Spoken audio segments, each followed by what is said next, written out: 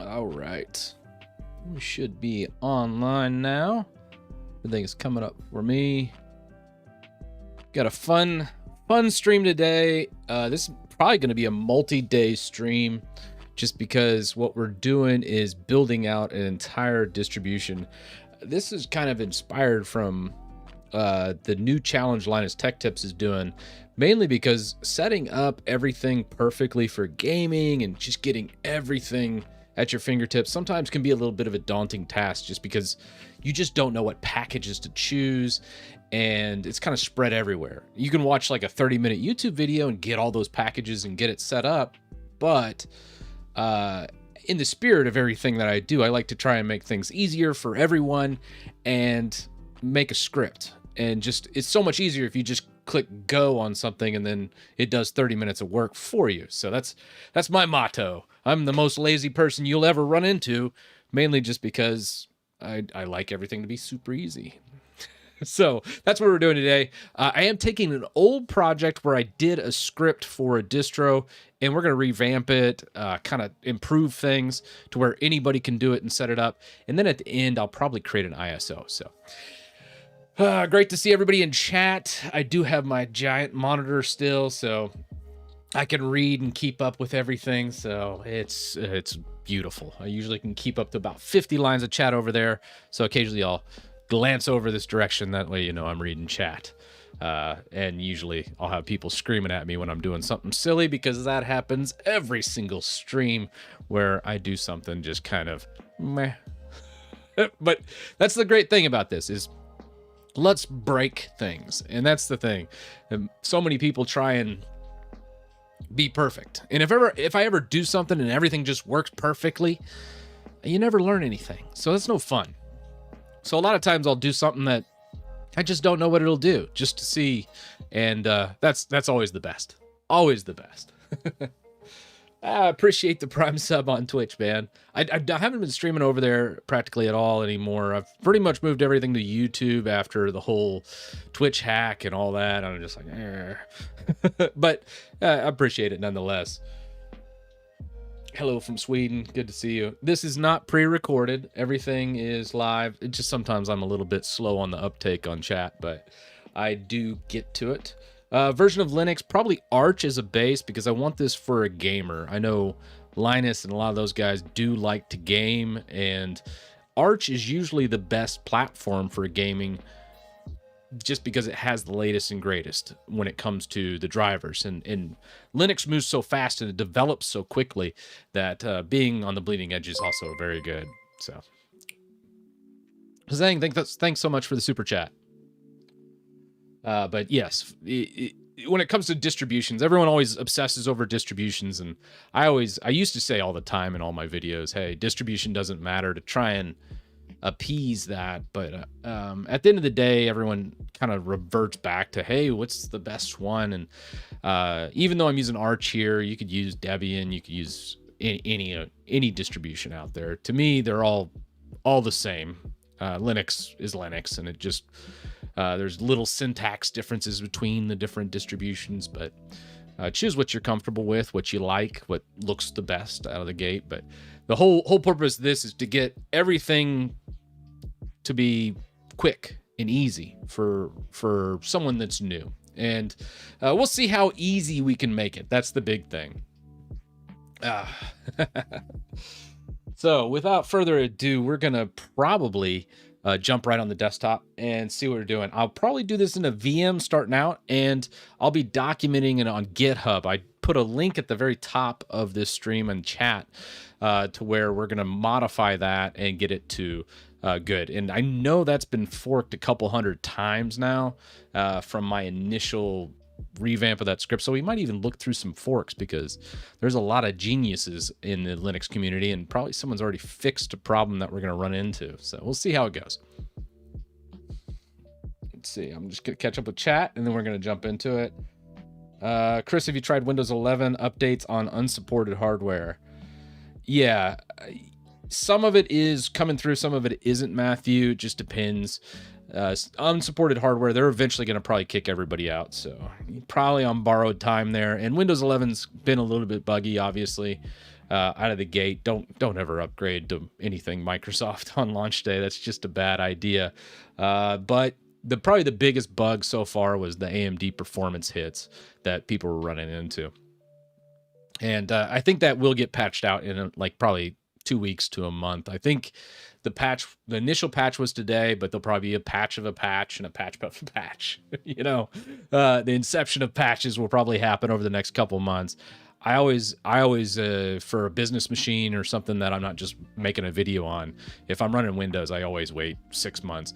I actually delay all my feature updates in business 2 years, at least 2 years. 2 to 3 years is typically how much time you usually let pass, because you're not really missing anything. There's no amazing feature in a feature update. I haven't seen one in probably half a decade. So that's what we're doing. Linux wrangle, that's what we're breaking today. We're going to try and break it and make it easier for everybody.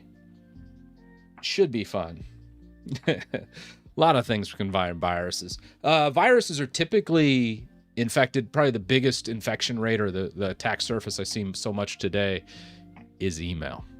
Email, and more email. Don't click links in emails. Hell, don't even read your email if you can.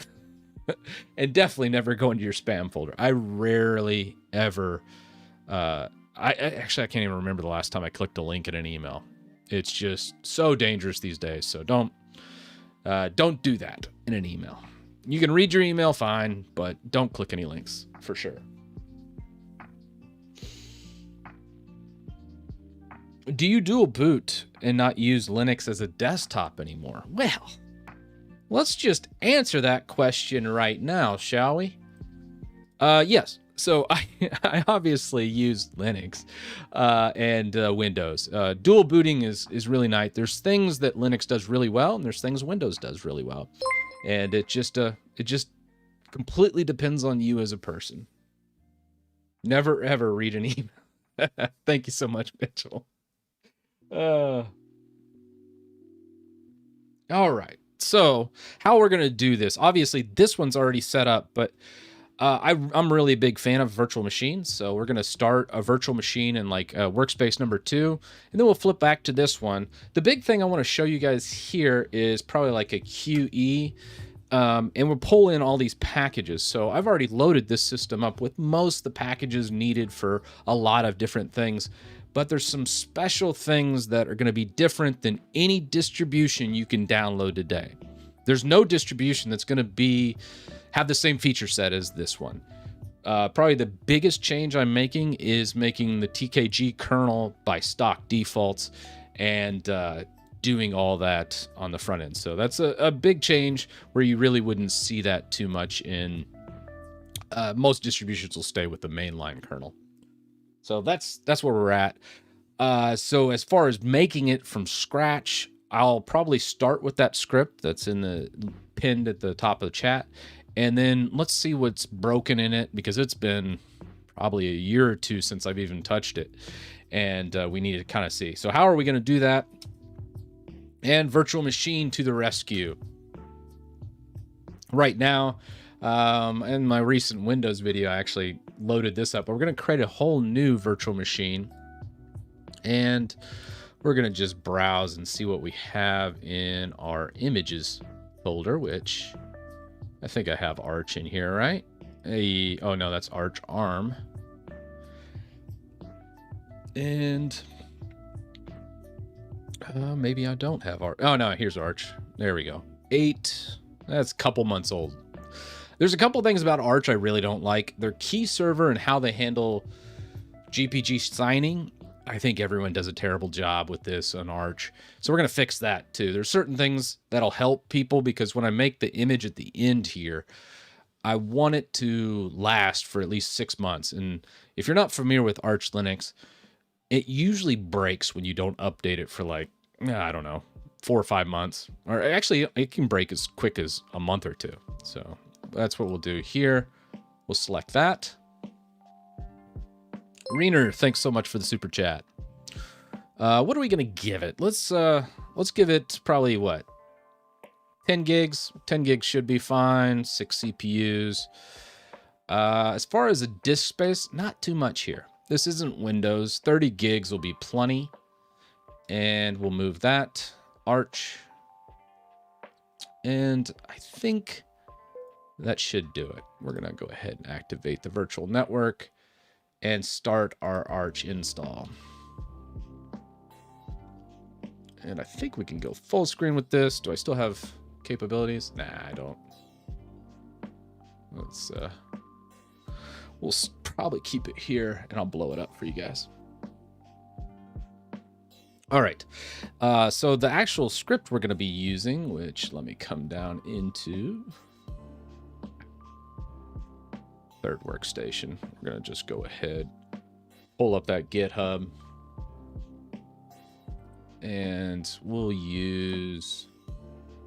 The reason why I use GitHub, I like everything to be open and transparent, and that way you can take this. Like if I do something here that you don't like, just simply fork this script like the hundreds of other people that have already done it and said, hey, Titus hadn't actually done anything with the script in a while. I'm going to fork it and update it. But we're going to update it today to kind of the preference settings I have here. Probably KDE is going to be the best for a Windows user. So we're going to change a couple things around with this script. And, you know, I might actually just clone this. We're going to probably create a whole new project from it. So let's do that real fast. You know, I'm going to use probably Git Desktop for this one. And I think I have it on here. Yeah. Let's clone that repository, and then we're going to make a fresh one from it. Archmatic.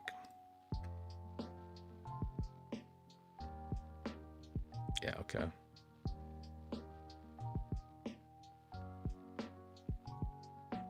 Now we'll update this one. It's been a minute. We'll just change this one. I think it's going to probably mess with some folks, but yeah, that's okay. And now that we have that, I kind of like the commit system with Git Desktop. That's why I use that these days. I know I was using command line or CLI for a long time, but I've kind of gone back to the graphics out of that. Let's go. Do I have code on here? I can't remember. Code. Yeah, I got code. I don't know what code I'm using though. Oh well. And we're gonna open up this folder, Archmatic, and take a peek at what we have.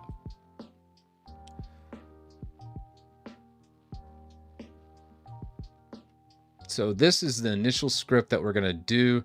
Now, normally, if you ever watch like me install Arch Linux on any other video, usually I use Archfi, which is actually really good.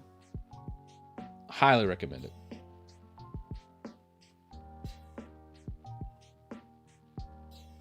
it. Live stream. I've actually done a Gentoo install live. It's just really boring when it comes to the kernel compile. That usually takes about 2 to 3 hours, where I'll just be sitting here chatting with y'all because the computer's compiling the kernel.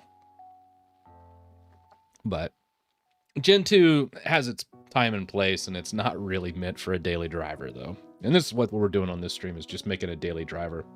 KDE Neon versus Kubuntu. KDE Neon uses a specialized package manager to update to the latest KDE. Kubuntu is more of a tried and true package manager.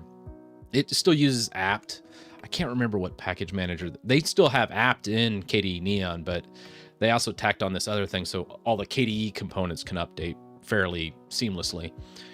I don't particularly like KDE Neon.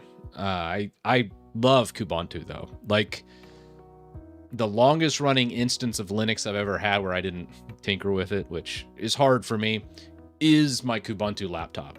I still leave Kubuntu on that laptop and it just goes and goes and goes. So I love Kubuntu compared to that, which is kind of funny because most people know I'm kind of not a big fan of Ubuntu in the past, to say the least.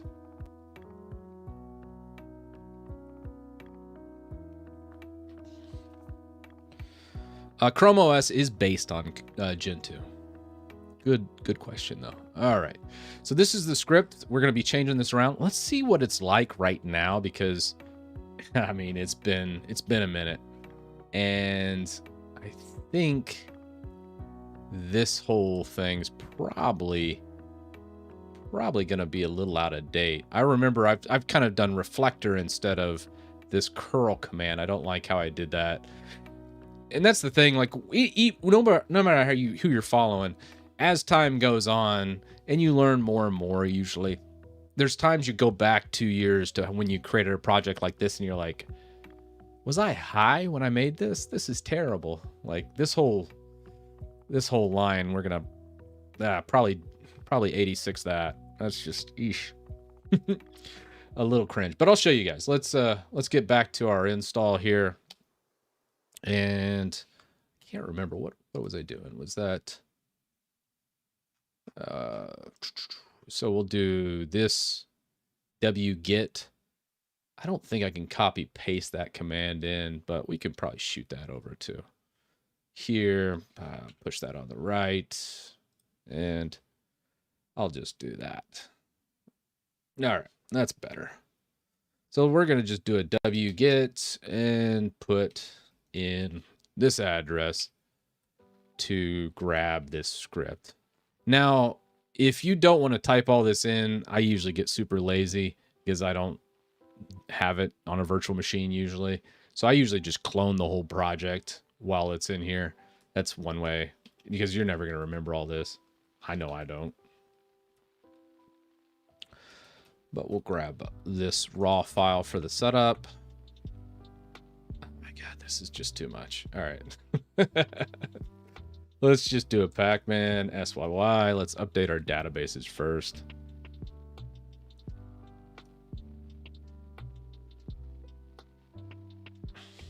And now we can install our beginning packages. Git, wget, and curl. We're going to need all that. Probably Pacman contrib as well. Yeah, sure. Let's just say yes to that. Install.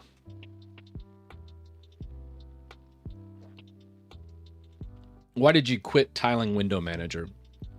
It's not that I quit it. It's just sometimes you just don't want to tinker with it too much. And as much as I love tinkering, honestly, if I didn't do YouTube, I'd probably still be on a tiling window manager. It's just such a specialized experience that so many people will not want to go through that. They just want to click install and just have everything work. Now, I could set up the same thing, kind of like how I did with Titus Awesome, that tiling window manager that I have on GitHub. It's just still a lot of times people would run into problems. Hey, how do I set up my monitors, say? And it's so much easier when you have a full desktop environment compared to the tiling window manager. So that's why I don't really use tiling window managers too much anymore. I still love that project though. I'll probably revisit it here in a couple months, to say the least. All right, let's just git clone, and we're gonna grab this whole project.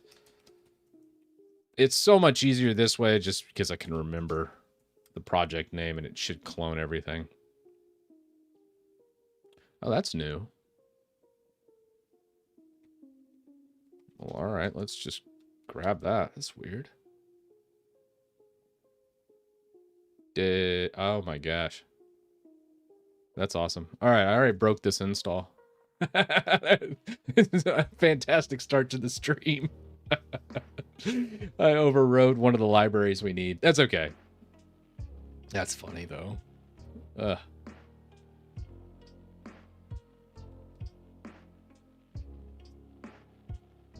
Software I use for video editing. I use a Mac. Final Cut Pro. It's I mean, you'd be hard pressed to find a better software than Final Cut Pro. I'm not a big fan of Mac. It's just, yeah. It's just such a good video editor. Now, let's say I wanted to stay in Linux, I would do Kdenlive. I did about 500, my first 500 videos on the channel, I did in Kdenlive, and it was extremely good. I love Kdenlive for that. Oh. Let's shut this guy down, right? Force off, please. I messed up on my first install there. We're just going to apply that. And no. What do we got? Still no bootable device. Oh, boot. My priorities are out of whack here. Let's force this off. And we're going to change our boot order. Let's put that up. Apply. Let's start that guy up again. There we go.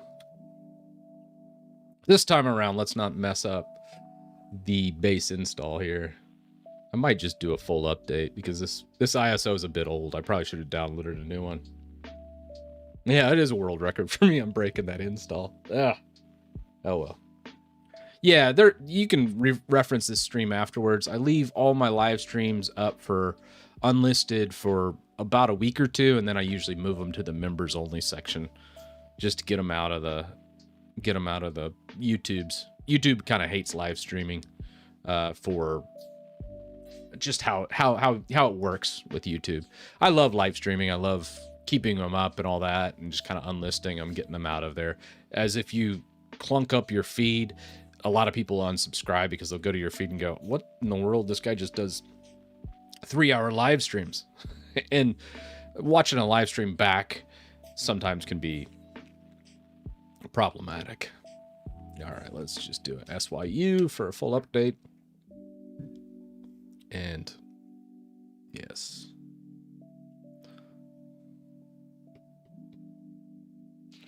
DaVinci Resolve, a lot of people in the Linux community like it. If you want like a more professional editor, by all means, and stick with Linux, that's a really good one.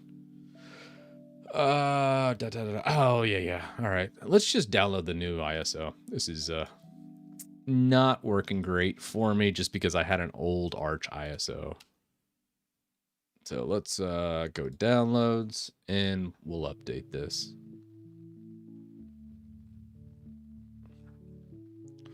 I'm in the United States. Usually there's a local server here for Arch, so it'll only take a couple seconds.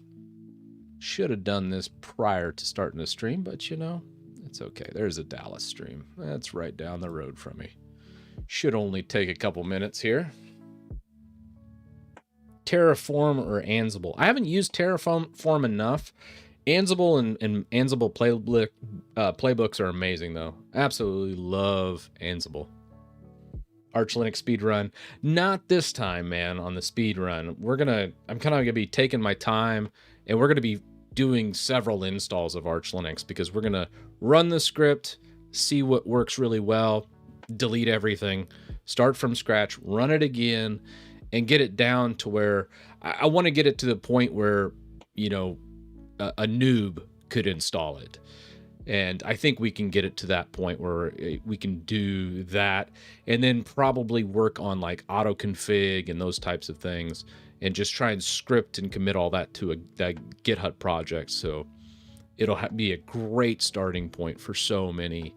And that's the objective really today, is just make things easier for a new user. So I'll try not to show off here too much and be like, all right, let's just plow through this. And this will be more of a educational experience if all goes well.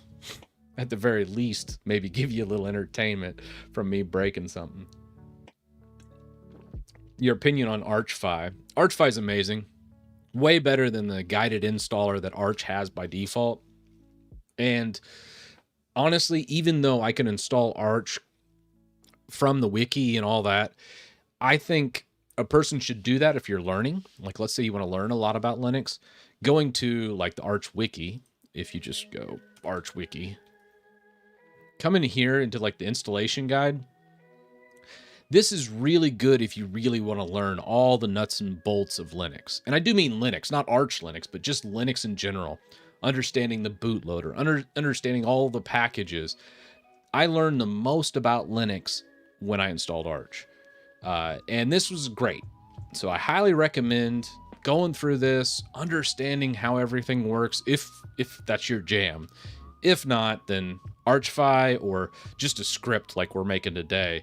This script's going to be more of a just, hey, run 5 files and everything's set up.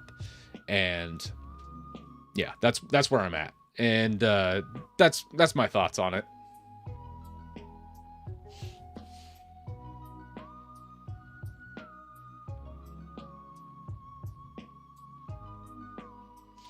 Yeah, I think so. What is that? I see an Odyssey comment too. I was on Odyssey for a bit, and I stopped really uploading there. Wasn't like a crazy decision on that. A lot of people are still on YouTube, obviously, and YouTube's kind of where my main stuff lives. And if someone was going to go off platform, I wanted them to just go to my website. So if you're not on YouTube and you want to get a hold of me, go to christitus.com. Instead of, I see too many people like, hey, I got a Discord, I got forums over here, I got my website, I got an Odyssey channel, I'm on these gajillion other platforms, and I'm like, if I'm going to send anybody anywhere, it should be to my website, and just make that as clean and resource dense as possible. That's why I recently actually updated my website, christitus.com, and made everything right here. So if you want like a Windows resource, all my articles and videos are there. And let's say YouTube crashes, no worries, everything's self-hosted. So I made everything on my website very, very simple. And I even broke up like the Linux section into different categories for folks. Like if you're looking for functional or developer or gaming or just a distribution specific thing, by all means, check this out. And I'm expanding this out. And then I even have, let me see here. I think I have something here. Let's see if that's it. Yeah. And then I even have my own community kind of built into it as well, to where you could ask tech support questions. You can do all kinds of different things. By default, you only see announcement and members only. If you go to all topics, then you can just follow what you want. Like if you want to follow Linux and get notifications when people make Linux posts, do that. Or if you're looking for just tech support, post there and follow that. Or if you're into Windows, that's that. And then it'll just kind of populate on the left side. So this is a hybrid between forums and Discord. I wanted to kind of strike a balance, and I didn't want to send people to another platform, and I just wanted to all self-host everything. Because in this day and age, I think this is unique, and there's no ads, there's no Google Analytics. Everything's just as you see it. What you see is what you get, kind of like the golden era of the internet. So I don't use any Google ads or that. I've also changed the Google ads on this YouTube channel to where you don't get any mid-roll ads. On every live stream, I've turned off monetization as well. So you won't see any ads on my live streams either. And I kind of did that just to kind of teach people about stuff. And I've been extremely fortunate in my career to where I thought, hey, I'll do an experiment and kind of turn off monetization. If I see the same as always, then I'll probably just turn it back on. But yeah, we'll see how it goes. All right. With that said, we got our new Arch ISO. Let's go ahead and move to our images. I have everything stored on a NAS, so we're just going to drop our Arch Linux ISO over here. How fast does this thing move? Yeah. It copies it in no time flat. Let's remove these old Arch ISOs. Don't need that. And we'll come back into here, change this ISO out. DX12 work in Linux. I'll show you a little DX12 action. We can try that later. Because I was using, I think, was it Diablo 2 Resurrected? I can't remember what I was doing. On one of my streams, I was kind of going crazy with that, but we can look at DX12. It doesn't perform very well. DX12 doesn't. So I always recommend, if the game has the option to use like DX11 or DX10, do that. All right, let's change this ISO and come into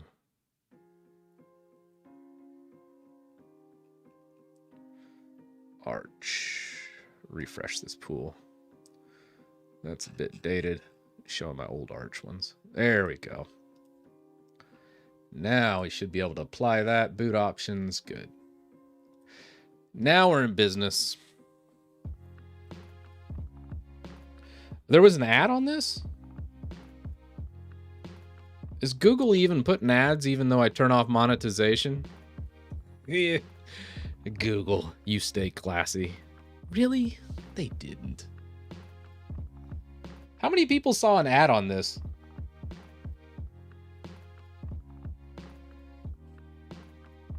Do you guys see ads coming in? There was? So even though I turned off monetization, they're just showing ads anyways? Really?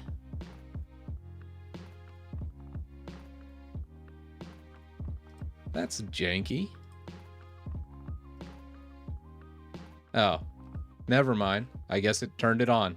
Okay, I was about to say. Okay, whatevs. There shouldn't be any mid-roll ads. Does anybody get any mid-roll ads when I'm streaming? Okay. Okay. Here, let's just change this. I'm gonna turn off. I thought I turned this off. Good night. Let's see. Now, if anybody gets an ad now, you sure and let me know. And we'll change that again. All right, change is saved. So there shouldn't be any ads. Hate ads.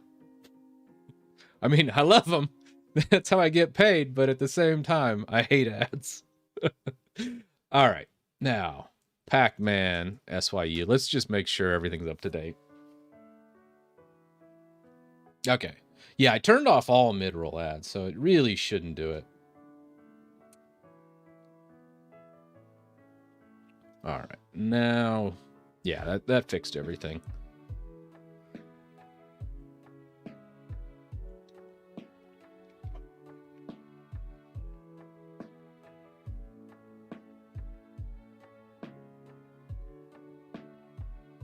Yeah, I should do sponsor blocks. But I'm too lazy for it. Setting up and coordinating all that stuff, it's there's a lot that goes into that type of thing. And I just kind of enjoy tinkering. So that's why I just like, yeah. I think I even saw a comment the other day. I mean, it's the internet, so you get everything. But I did see a comment the other day, and they really didn't like what I said in the video. I can't even remember the video, to be honest with you. But they were like, no wonder you don't have any sponsors. And I'm like, I mean, I could have sponsors if you really want to see sponsors. Oh, what happened here? Oh, well. Yeah, we'll just do a Pac-Man SYY. This is probably just something with my virtual machine with this ISO. No worries.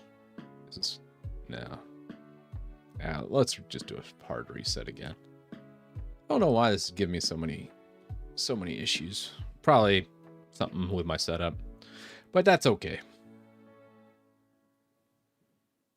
We will not do a full upgrade. We'll just run off what's on the ISO, and then we'll do all our stuff. Don't need a sudo. we're super user already. We'll just update our databases and then do. All right, starting from scratch. Update the databases with just a SY. You don't have to do SYY. Git curl wget is all we should need.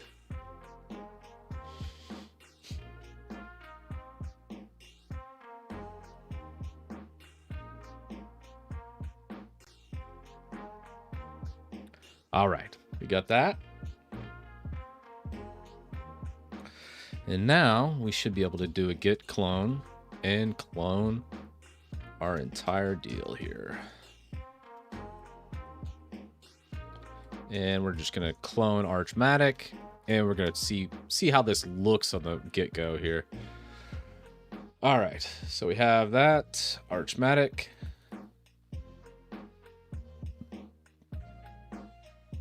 What does the setup look like here? No. All right, let's do the pre-install.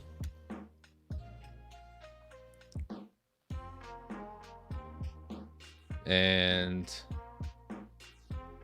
what do we got? So it looks like it's select your disk. And this would be dev VDA would be the disk. I mean, that doesn't look terrible. We probably do a better job. Set password for root. I'm going to make the password 1234. All right. So that should set up the disk correctly. If we look at our... Yeah. So it set it up exactly like that. It gave the boot partition 1 gig. We probably should change that. So let's take a peek here at the pre-install. Let's go over here. Pre-install. We need to change that. 500 should be fine. 1 gig. You know, I think I put it at 1 gig because I wanted to go ahead and toss all the Linux kernels in there as well. So I might leave it at 1 gig actually. Yeah, because I usually will do that. So let's come back to our install. We'll leave it there for now and see how much space one Linux kernel kind of bring up to, and see. We might adjust that boot partition a bit, but let's continue running through this script. Before we go too far into the actual install, let's take a look at what's happening. So on the pre-install, it's basically just doing the mirror list, updating it to US mirror list, formatting the disk, installing Arch on the main drive. It goes ahead and mounts everything, it looks like, and creates the bootloader, which that seems a bit off or out of place, but we'll see how that goes. And then our setup, let's see what this looks like. The setup looks like it's just set in the time zone. And that's it. So let's go ahead and see what that looks like. We'll do the setup. Enter host name. We're going to call this gaming. Enter username. Let's call it user. Password 1234, 1234. And now let's see what it does.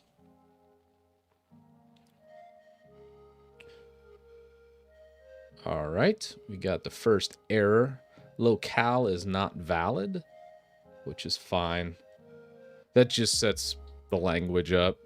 If I have another gist, if you ever run into locale issues, I have a little gist on my GitHub, which, let me see if I can pull that up in a different folder for you guys. I believe fixlocale.sh. This right here will just brute force everything to English, and doesn't matter what Linux version you're using. This is just universal. So if you ever have locale issues or it's not setting your language properly, this will brute force everything.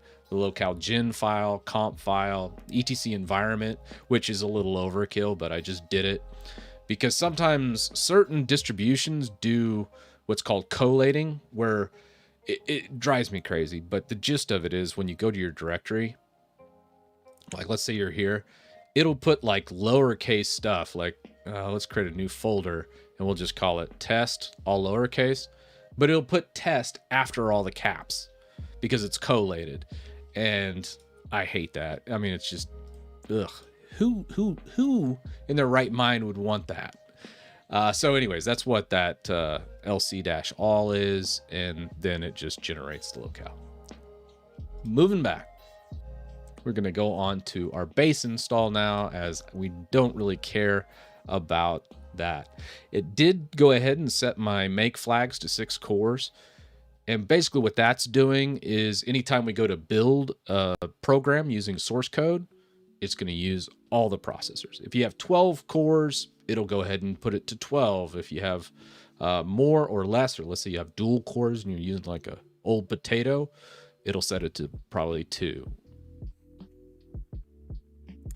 And what are we using? I see a lot of BetterFS in chat here. Just going to make sure I'm not missing anything. BetterFS. I do love BetterFS. I think we will do some BetterFS. Let's take a look at what We don't need sudo blkid. This set it up as, what did that set it up? vfat ext4. All right, chat. What do you guys think? I'm gonna do a little poll here. Let's go poll.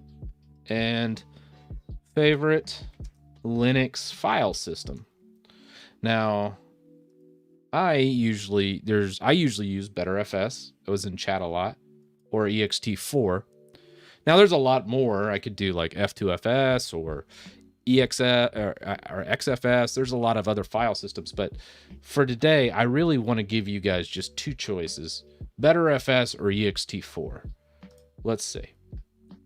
This is the first time I'm ever doing a YouTube poll. Something new. We'll see if it works.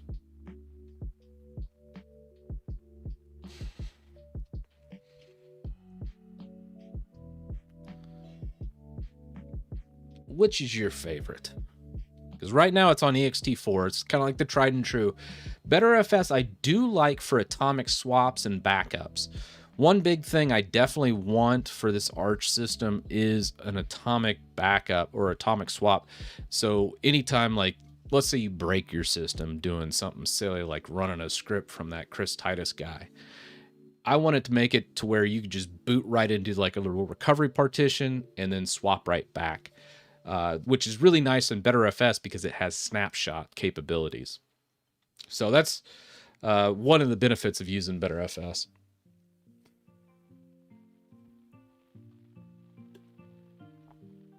We will use a custom kernel in this install. We'll use TKGs, as this is more going to be meant for like a gaming PC that'll probably outperform Windows or Windows 11 is kind of like the goal. We are getting close here. Let's see here. Looks like ext4. Let's see. Yeah, we got 162 votes in. BetterFS got 45%, which is a little more than I expected. ext4, a good 56%. So a lot of people still like ext4 better, which is kind of cool. 57, 43. Very, very cool. All right. Well, I think that's a good sample size. So more than half the people prefer ext4, but honestly, BetterFS got a lot more. I think a lot of people don't like BetterFS because in the early days, it was kind of, hell, it was buggy, and it caused some data loss back when it first was being developed, I think like 10 years ago now. But almost everything I've ever dealt with when it comes to BetterFS works seamlessly now. So we'll switch over to BetterFS. I kind of want to show people that snapshot backup system and maybe even set it up like that. So let's change this to BetterFS real fast. I'll go ahead and leave the script on ext4 though, because that's what most people will be comfortable with. But I at least kind of want to try something new with how we do this. So let's go lsblk, and we're going to change VDA2, which is our main partition, to this. And I don't think we've actually, done anything with that yet. So I think just make files, make fs dot BetterFS, and I can't remember this exact syntax. Let's see if we can't get this without looking it up. Let's go. Let's go dev VDA2.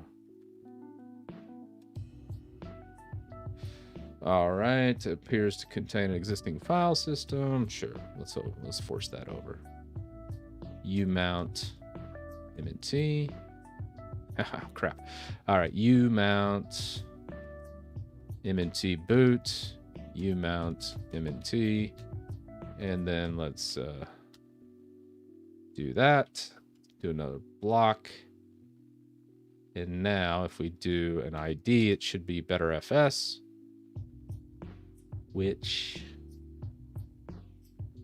it should, let's see, where is that at? Yeah, it's BetterFS. It's kind of cutting it off. here at the end here. Let's, yeah, there it is.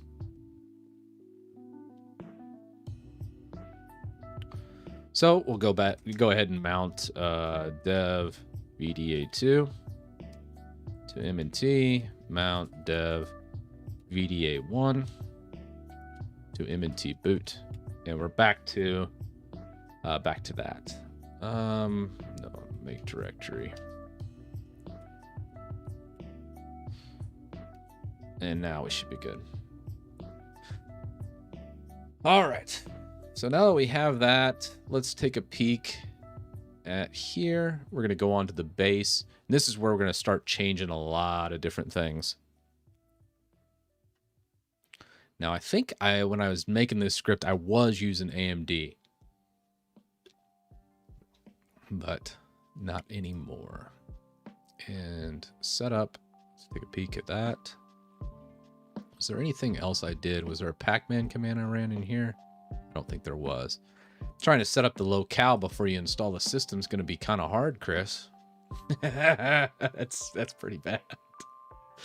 Oh well. I need to put that locale later in the script. That's kind of funny. All right, moving on.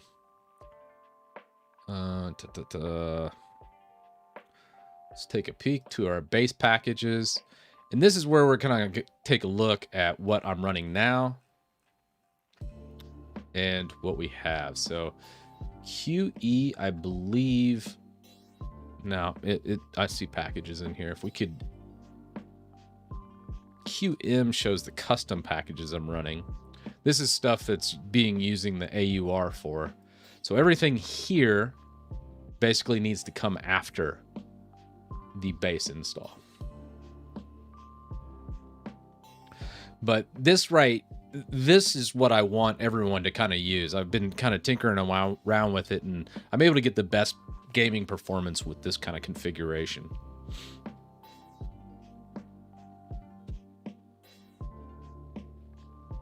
Yeah, BetterFS is a little slower. That's true, Bluish. That's a very, very good point.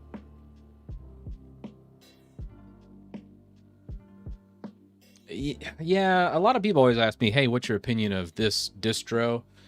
And I get that quite a bit. And I just, I can't say that there's a distro that I'm like, hey, this is perfect. I think everything you have to customize to your needs.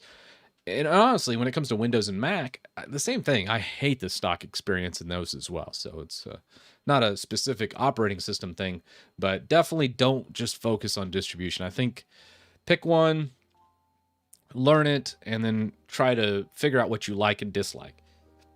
And then just know anything can be changed, no matter the distribution.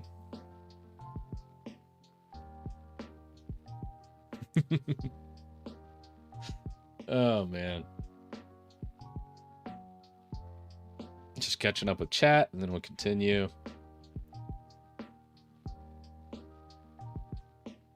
Oh, Peter's in chat. Peter Jensen. All right, man. Hadn't seen Peter in a minute.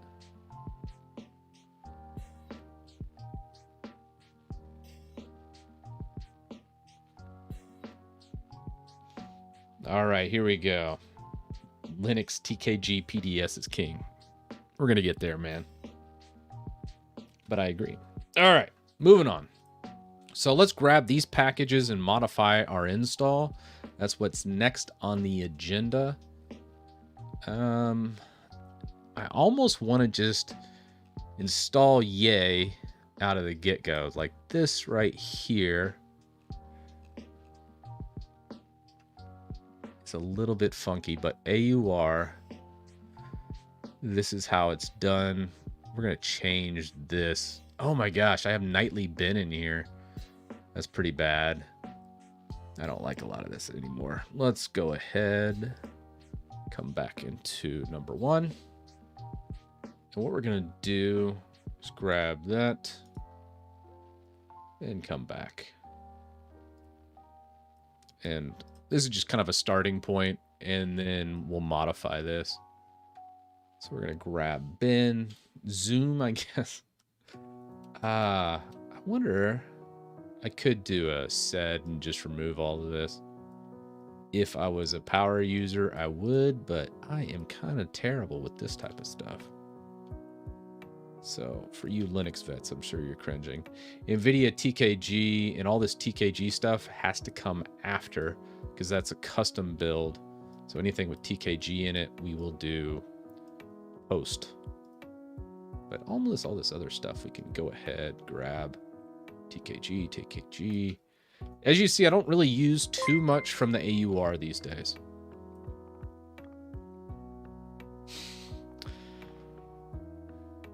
Thanks, 2C Gaming, for the super chat. Oh, man. All right. Moving on. That should get us what we need for that. We do need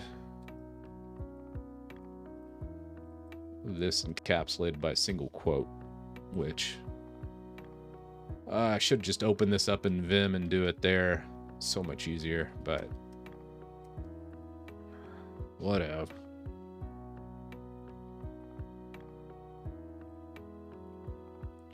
I'm just gonna add that. My keyboard's a little funky. Have this 3 keyboard from Logitech that is very silent, but it sucks to type on. Oh well. All right, so that's our new one. We're just doing a copy paste of kind of my current install of what works. Just to go through each one of these, we're going to document it. This is Brave browser, so if you don't like this, remove that line. DXVK, this is for Vulkan, or the conversion between DirectX and Vulkan, which is needed. DirectX to Vulkan. GitHub Desktop. If you don't use GitHub, you can take this out, but I love GitHub Desktop just for the sync. Mango HUD, this is gaming benchmarks. It just shows like an FPS, or we'll just do gaming FPS counter. Mango Common, that goes with it.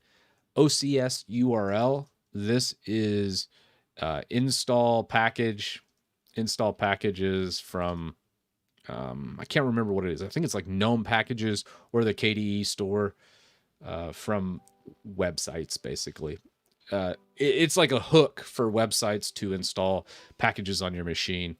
Phoronix, this is a test suite, not really needed. Most people won't want Phoronix. We're going to remove that one. Wine TKG, we have to self-build this one.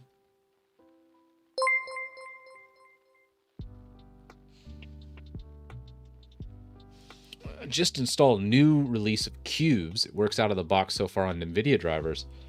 3950X. Ah, that's cool, man. I love Cubes OS, by the way. It's very, very cool. Cubes is an interesting one. I think I'll probably come back to Cubes and do some of that. I'm probably going to head more into some technical videos coming up just because it's always what interests me. Is multiple monitors a smooth experience in KDE Plasma? Yeah, pretty smooth. Smooth as it gets in Linux. Well, I would say GNOME does a pretty smooth job as well. Matt H, thanks so much for the super chat. Are you making a Linux script like your Windows PowerShell script with all the tweaks for an AMD, NVIDIA, and iGPU? Yeah, this is basically what this is. I'm just kind of showing the script creation process and then kind of going through it as we do things. Now we have Yay in here, we don't need, and TKG we already talked about, which we need to remove. Zoom is video conferencing. It's just something I have on here because if you do video conferencing for work, somebody's going to use Zoom. It's just how the world works. I don't like Zoom, but again, most times you don't get to choose. If you do a lot of business stuff, you're gonna run into Zoom. All right, so that's the AUR. That's pretty much fixed up.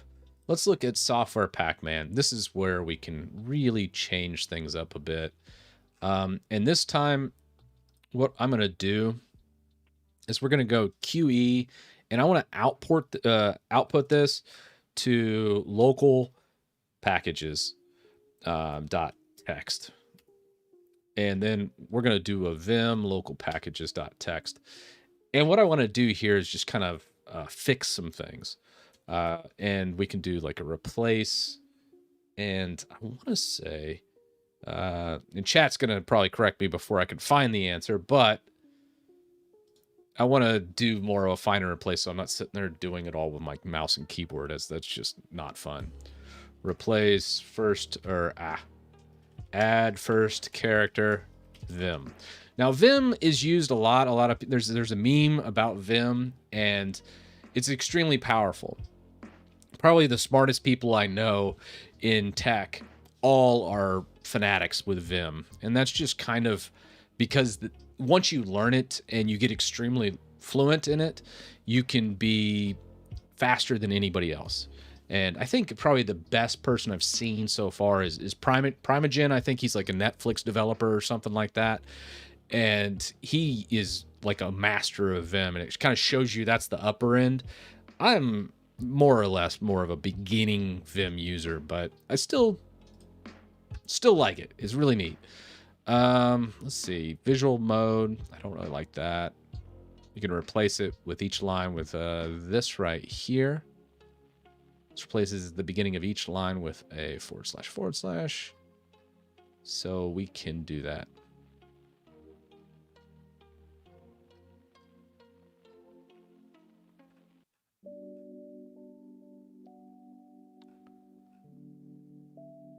So %s should be the entire file. So let's do that.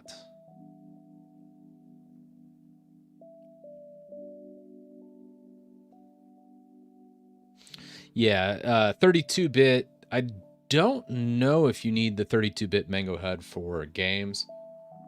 Good question, though. What's your opinion of XFCE4? I love it. XFC is great. I actually have a video on XFC customization. Going to add Proton to this build. Yeah, I'll be using Proton Up.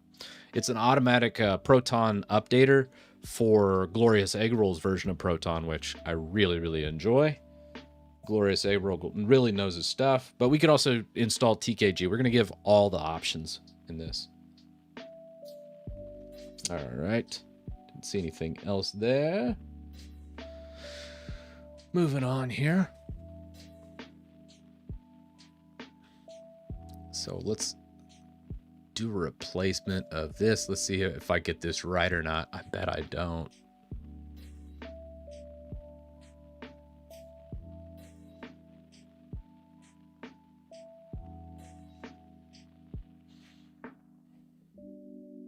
So I think we can just do that. And probably a %s and then the little caret, and then we can add the single quote. So let's go ahead and try that out in our Vim instance. So we're going to get a little bit of everything. So this is actually going to be %s for search the entire document, caret for the beginning of the line, and then we're going to add a single quote for the replace. And I think that should do it. Yay, it did. So what that did is a little bit faster, just kind of show the power of Vim. Again, I'm a noob. If we do GG, like good game, it goes to the top. If you hold, do capital GG, it goes to the bottom. So that's how I do it. These are all the packages I have installed, which we'll probably do just kind of going through. Then we need to fix this in. You see all these numbers? We need to get rid of all that as well. So we can do another search, which we'll do the entire document again with a /s. And this one, we need to actually do, I believe it's like a space .star. I think that should grab everything and then replace it with a blank. And that should zero out the lines. Yeah, that did it. And now, so just knowing those two commands, we got that. So now we're going to just expand this a little bit further, do it all. And now we need to get the end of the line, which I think is a $sign. And I think we just add that, right? There we go. So as a noob to Vim, That's the power of it. You guys saw me do it in code, which took longer than that, I think. If it wasn't for me looking up the commands, I know it's a bit longer, but obviously a little bit easier. Now we've got all these packages, and now we just kind of cull through them and get rid of anything that's extra or excess, and then we'll pull this in. TKG will remove all those lines as well. Zoom was a AUR install. Anything from the AUR we can't use here, which is, if you don't know what the AUR is, that's just a place that builds packages for you. But we're not going to get into that just yet.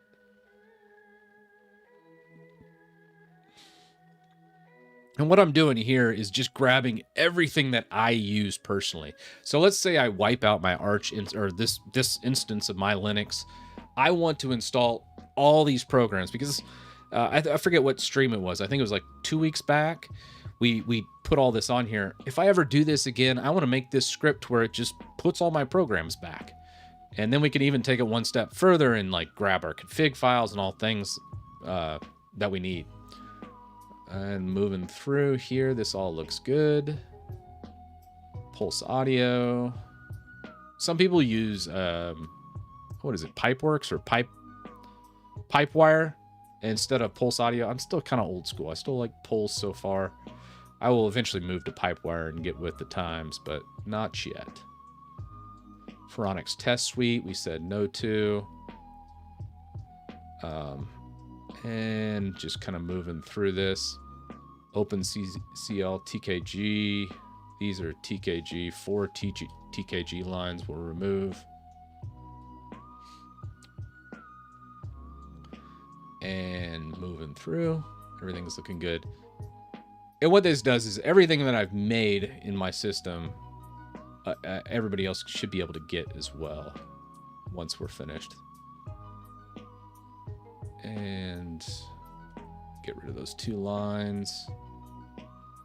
K-win, K-write, K-screen, all that's fine.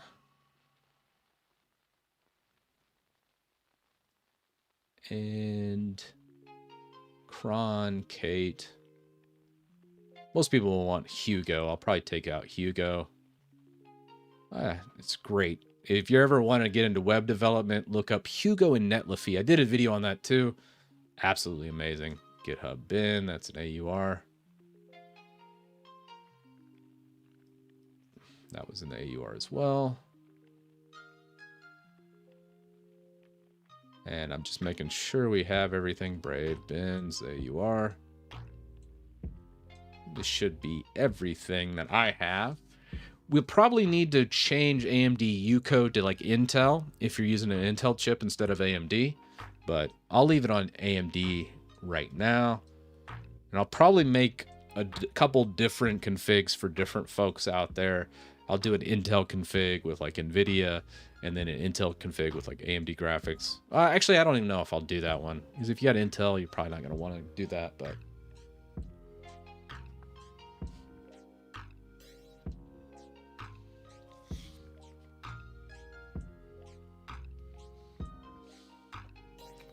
all right, this should be everything. And I think we have all that. So let's just do a search for TKG. Did I miss any? Not found. No TKG, which is good. And I just want to double check I don't have any bad ones here. Will this work on a different Linux DE? Like GNOME or KDE. So if it's Arch-based, like Acro, Manjaro, any Arch-based system, this is going to work. If it is Debian-based, like Ubuntu, Linux Mint, Pop! OS, Elementary, there's a bunch of Debian-based ones. It will not, because this uses Pacman as the package manager. Those Debian-based versions use a different package manager. So that's why I'll do it. Now, I will do the same thing for Debian. This is just the Arch script. I'll call this one's Arch-o-matic. I guess I'll make the next one We might do it. We'll probably do it on the next stream because I kind of want to slowly curate all these images out for folks. We'll do it on the next stream. We'll do Debian on the next one. Same principle. And what I'll do is I'll just start and build out a whole system on this one and then export all the packages, because you can do this in apt as well. I just exported this out in Pacman. But again, the syntax is a little different, but the principle is the exact same. It's just, like I said, Linux works the same. If you see someone do something in Linux on some different distribution, you can do it on your distribution. It's just sometimes it's easier on a different one. That's the only difference between them all. Mango HUD is not in the AUR. Just doing another sweep here as I flip through. I think we got everything though. If we leave one or two, it's not like the end of the world though. It should just like error out and move on. All right, that should do it. Shift ZZ to save that out, and now we can open up the local packages, and we'll go through and kind of explain all these packages. So this is my old packages I was using. The base install, which I think for the base install, we'll probably leave all of this stuff. Except for, you know, I'll leave this here. It's not that big a deal. I think this is pretty good. Pretty good start. Nautilus or Dolphin? I love Nautilus. I hate GNOME, but they did make some great stuff. Like I even prefer gedit to Kate. It's weird. So I like a little bit of everything here. Printers. We don't need to do that as the base. I'm going to remove all that. Blues, audio. You know what? I think let's just start from here and let's look through every package we got. And I'll just pull in that other package, which we can just grab over here. I'm going to flip back and forth between console and this. I know that's going to drive some folks nuts, but all right, whatever. Just open it. We'll grab all my this stuff, put it in here. Let's see. So this should grab everything. So let's start documenting. So in their terminology might change. Like let's say you're on a Debian-based system for March, but understanding what each package is also a good tool. So let's walk through some of this. This is audio plugins. For also plugins, audio utils. Also is like the back end to Linux, where the back end audio server. You don't necessarily need Pulse or Pipewire, which also are more of a front end for a lot of the audio in Linux, but also kind of makes everything run. So if you see also plugins, also utils, also mixer, all those are just like direct into like the core of the audio in Linux. So that's it. AMD U-code, AMD CPU, U-code driver, basically. ARC is compression. Audio CD, KIO. I have no idea what that is, so we'll remove it. AutoConf, that is build utilities. AutoMake, that's another build utils. It's good to have these build utils. I know a lot of people are like, hey, I'm not a developer, I don't want that stuff. But having it all there is so nice to where when you go to build something, all the dependencies are just there and they work. So that's good. And speaking of which, now that I've done this, I'm going to leave that one. We're just going to not comment it out because there's probably some dependencies that I'm not going to know the package name to that probably should be left in here. So as a true one-to-one of how I do things, I want to kind of keep that going. Build and build. Base is the base. Bash completion. Bind, bin utils. Bind is, I think, for networking. Bison, Blues. This is Bluetooth. Breeze. I probably should document this, but we're just going to kind of fly through it. Celluloid is a great video editor. I'm just going to kind of point out some of the best parts of Linux here. Video players, which is great. C Matrix, you got to have C Matrix. It's like a mandatory tool on any Linux install. That's what C Matrix does. And it even has like asynchronous. So if you want more of like the movie style, it kind of does it that way too. Fun tidbit. Wait, where? Oh, no, it's this. That's C Matrix Code. This is VS Code. Visual Studio Code. Some people won't like that. Visual Studio Code. Prani, that's for scheduled tasks, DHCP. I don't think I need this. Well, we'll leave it. I don't think I really will use it though. Discovers a KDE store. It's kind of a dependency. I hate it though. Dolphin's the browser or the file manager. DOS FS tools, that's file system tools. EFI boot manager is really important for boot troubleshooting. Boot, well, this is like EFI boot. It's probably not even needed for a lot of these installs. exFAT, Fuse, most of that's file system stuff. Game mode, that gives us full access to our CPU. GCC is a build util. GIMP is great. If you're ever interested in photo editing, it's just great. It's what I use to make all my thumbnails on YouTube. I know a lot of people use Photoshop, but if you learn GIMP, it's just as powerful for most people. There's still some people that need the Adobe suite, but you know. All right, I'm going to catch up with chat, and then I'll continue with looking through all these packages. But these are all the packages I use on a daily basis. So this is like the equivalent of, hey, here's my picks for the packages I use on every Linux install. Hey, Chris, try Paru. I've tried Paru. I don't really like Paru that much, mainly because I really don't like to review a lot of the code. Like, when you go to install something for the AUR, you'll pull up the code and it says, hey, review this code. Most people are just like, next, and quit.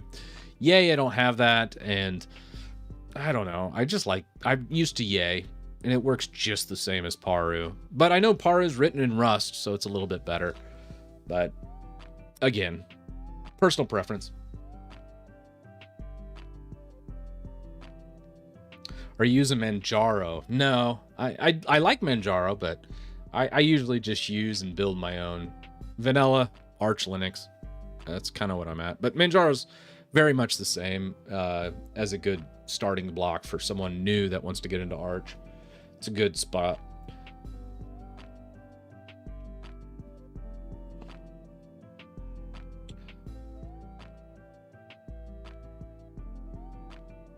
Yeah, Krita's cool. If you're into art and have like a pen and you want to draw some pictures, it's amazing for art for sure. Krita's an amazing GIMP alternative as well, or use it with GIMP. It's a little bit different for both. Yeah, I'm using the M1. Michael Vash asked, for video editing on Mac, are you doing that on an M1? I am. The Mac Mini is what I use for that. Opinion on Tron. Tron script for Windows, removing virus is fantastic. Absolutely love Tron script.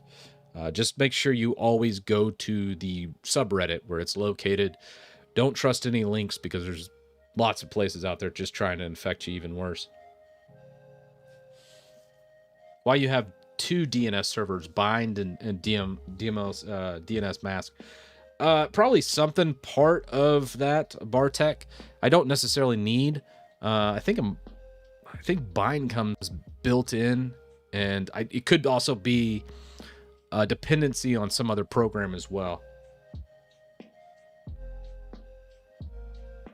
The Steam Deck is built into Arch. Steam Decks typically don't work. There's an actual open source project to get Steam Decks working on Linux, but I used it for a bit, and it worked well. And once I got it all set up, it did do everything that I wanted from the Steam Deck.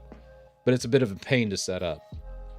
I think I ended up just saying forget it and making bash scripts for each one of the buttons on the Steam Deck to do all the things I wanted, as I used to stream on Linux, and it was great. Except now I moved most of my stuff to Elgato to interface with my stream PC, and that basically pushed me back to Windows for the Stream PC.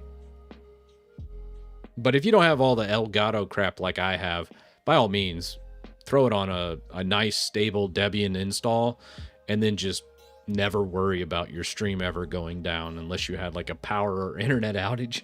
It's pretty darn good. Are you using drive encryption? No. I do use it on my laptop, though, as someone could jack my laptop, and if they did that and didn't have my password, I don't want them having access to my files. That's a good example of when to use file encryption, and I always use it on portable devices. EAC still, I don't think very many people have patched EAC yet, so we should see that this next month or two. Steam Deck, not Stream Deck. Oh, Steam Deck. Yes, I did order one, but I'll probably get it sometime in 2022, as I'm not on the Cool Kids Club. So I don't get any products before the public, and I'm sure I will be one of the last to receive my Steam Deck, as I got mine in a little bit late. I think the shipping date was Q2 of 2022. I'll still make a video on it just so I can expense it next year. But yes, I haven't got it. All right, I think I got back through the comments. Hopefully I didn't miss anybody in there. All right, back to going through our packages. Git is GitHub, gparted, great graphical partition editor. Like partition management, I'm going to edit this one. Partition management. It's terrible in Windows, but gparted is fantastic. I've actually made videos about, I think I was using, there's a, like, I think Parted Magic, which is actually a paid Linux distribution, but it's like, I think $6 or something. It's less than $10. I know that. And it has all the utilities, and they've done a good job like curating it. So I do like Parted Magic, but it has gparted for partition management, which I do use. It also has like another cool tools for like Windows users where it'll reset your password and all that stuff. So you can basically break into any Windows machine. Works pretty well. I've used a lot. Grub Customizer, that's boot stuff. HTOP, I use that for other things. JD Key, this is for Java. Some people won't like that. And that's, I think, Java 17 right now. Kate, video editor. Most of this is just dependencies, KDE stuff. Nothing too crazy. Moving past all this. Linux firmware, Nano, Nautilus. Nano is like the poor man's Vim. If you're not really familiar with stuff or you hate Vim, you'll probably use Nano. Nautilus, that's an alternative file manager. That's actually GNOME's file manager. Neofetch is cool. That's another essential Linux tool where you can kind of spit out all your specs and make a little cool logo. You see so many people do that, so Neofetch is a good one. I can't ever remember my workspaces. More files, OCS URL. I think this one actually we got to remove. That was from the AUR, Ocular, OpenBSD, Netcat. I don't know what that is. OpenSSH, we do need. And Oxygen's a theme. So I do have a couple themes in here. Plasma, all that's the KDE stuff. Polkit, that does all the authentication. Power Devil, that's power management in Linux, which most people don't care about. QEMU, that's virtualization like we're using right here. Or right here. And Spectacles, screenshots, Steam. Obviously, you guys know what that is. Everyone does. Synergy. Most people want that. That is how I have three PCs. I have an Apple, a Windows Stream PC, and then I have this Linux box. and I use one keyboard and mouse. I do all that with Synergy. You can also use Barrier is an open source and free. Synergy is actually a paid product. I think I paid for it like a long time ago, and I just have the license. So I wouldn't say buy Synergy if you want to do this. Use Barrier. Barrier is just as good and does everything Synergy does. It's actually based on the same code base. So I think Synergy might be a smidge newer. Maybe. Yeah, it's just such a menial difference. Just use Barrier. It's going to be free for everyone. If you haven't paid for Synergy like 10 years ago, just buy Barrier, or just use Barrier because it's free. Terminator. This is like an old terminal. Everyone always is ribbing me for using Terminator, but I don't care. I love Terminator, and it's what I end up using for everything.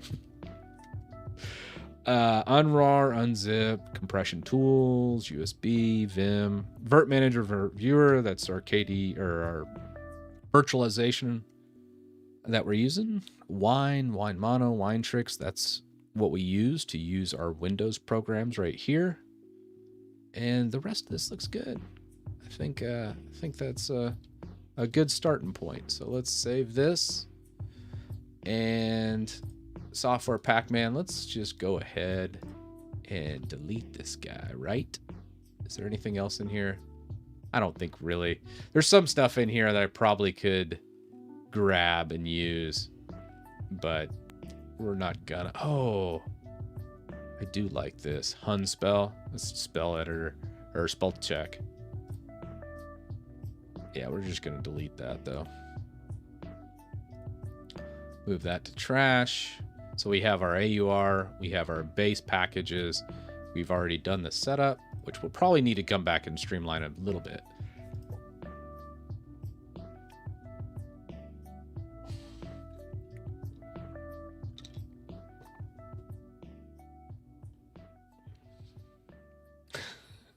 F Society. That's an app name, but that was hilarious. Don't run that. Alias Nano. Oh my gosh, man. That's brilliant. That gave me a chuckle. Hey, Simon, how you doing, man?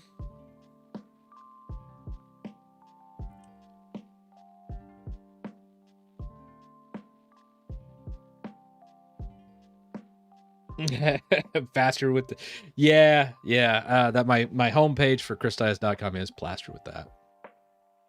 I just like that picture, I guess, and I needed something that had Linux and Windows, which is kind of cool. Oh crap, I forgot to tell you guys before we do this install of all those packages. I do want to show you on christitus.com. So yeah, I wanted something with Windows and Linux here, but I think plausible. So I told everybody I moved away from Google Analytics.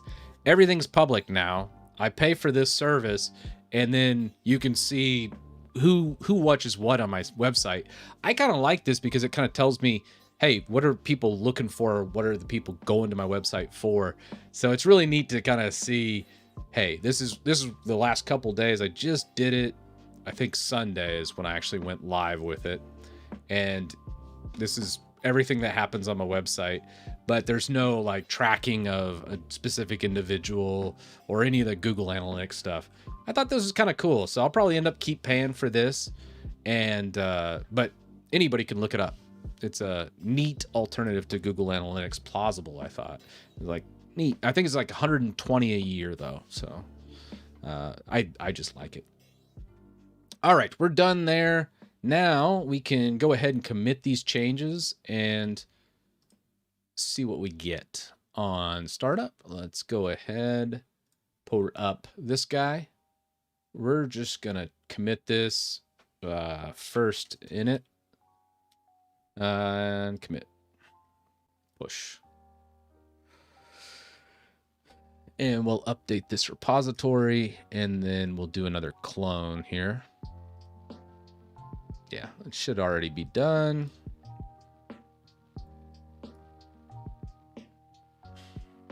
Yeah. All right. Where's my, yeah, there we go.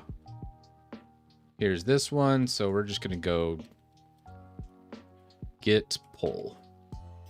Pull any of these. And now you can see it deleted number 2. We have our new, and we're going to just run the base packages. Let's see what happens with this. I'm curious to see what it grabs or if it errors out here. Let's see what we get. Oh, I think we're doing it wrong. Cancel. Ah, my bad. You know what I did was I forgot to, I think, ch or arch ch root into it. So it's trying to install all this on the actual install. It just doesn't work. Oh my gosh. All right, what do we got? That's funny. All right. So, arch ch root mnt. Oh, really? I guess we missed something here, right? MNT. Mount proc point doesn't exist. Pack strap. Can't remember the command. All right. My bad. So we need the base and Linux firmware. My bad. Ah. All right, reboot time. Since I messed all this up, what I did was I tried to install it on my Arch install. So that's one little inconsistency with our script. I will change that around as well. Getting a lot of practice though with the script itself. Looking back at this script, we probably should change the base right here. On the setup, there should be a pack strap at the end of this. So we should probably add that so it just grabs the base stuff that we need for the setup. Which, if we look, where was that pack strap at? Right here. Should be able to do that. Yeah. We'll grab that, put that in there. Is there anything else I'm missing? I don't think so.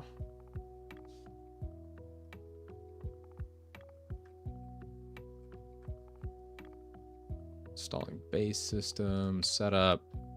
Do need to do that. All right, so now on reboot, we'll try this again. So we'll just do a LSB OK, remount. Now you won't have to do all this manual mounts that I'm doing in this video. The script should do it all for you, but I'm just manually doing this as I messed up on parts of the coding of the script here. But we will fix that like this. We're gonna mount our root, and then we're gonna mount VDA2. 1 to the boot. And then we should be able to run that pack strap command. Pack strap, MNT, base, Linux firmware. And then I believe we need to do an arch ch root if memory serves me right.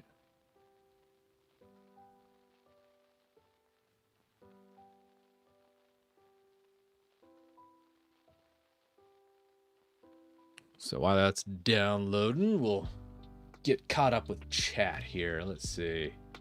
Sign in. Oh, Star Guardian. Oh, okay. Star Guardian, you've been with me for a while then.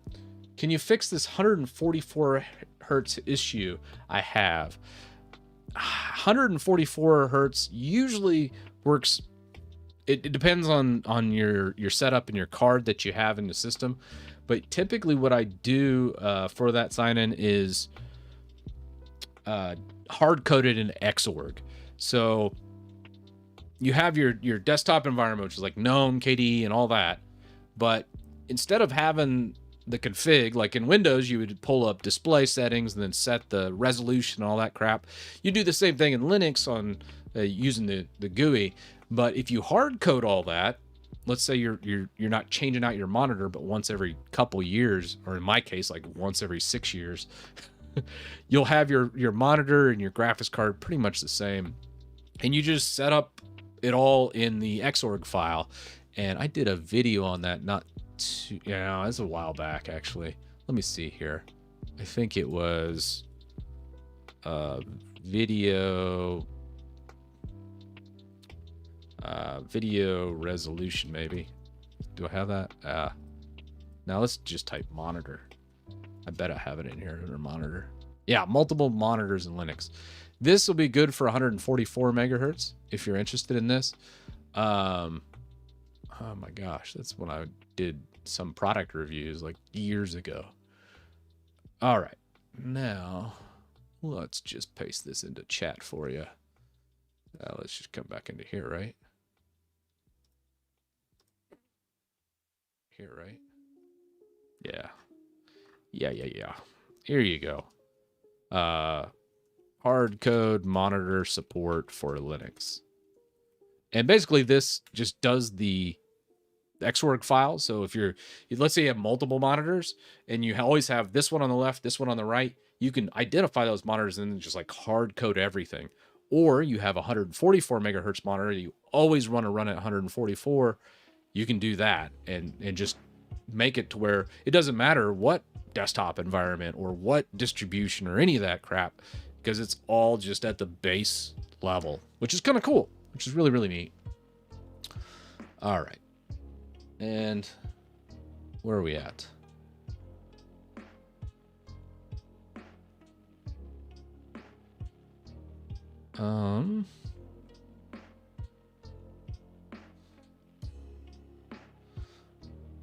What happened here?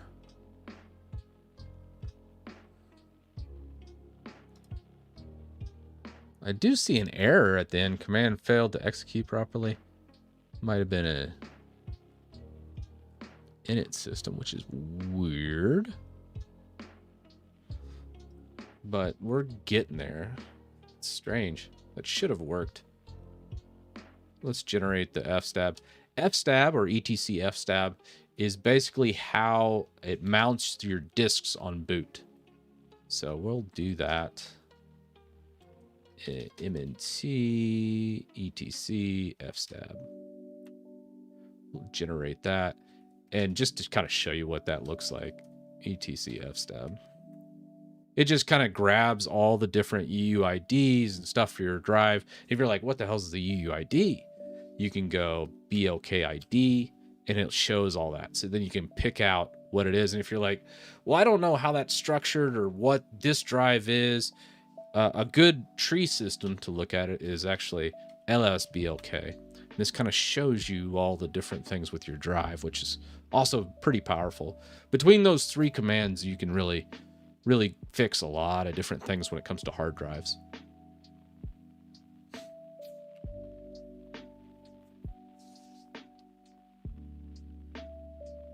We should be able to run Valorant pretty soon, guys. Like I said, it's just waiting on the anti-cheat to be enabled. The capabilities to enable Linux support for the anti-cheat is there for Valorant, but Valorant's dev team has not enabled it yet, but I'm pretty sure they will. Almost positive they will.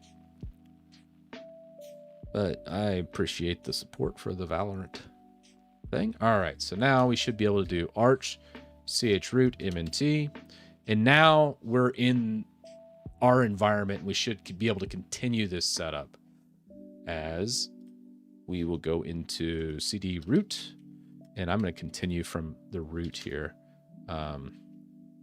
Probably the best way to do this is to do another git clone, or actually just do a pacman syu. We're going to update the actual system, install git, curl wget. Yes.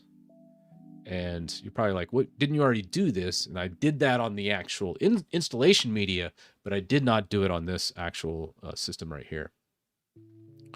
Our locale settings are also jacked, it looks like, so we'll fix that. Git clone, and this is where we do our system. And Archmatic. This will grab our new ones, and Archmatic. And I'm almost tempted to rerun that setup. I think we need to do this setup right here, as I think I messed up last time. Let's enter in hostname.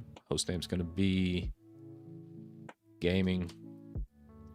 User is going to be user. Password 1234 1234. We're just going to put all this in.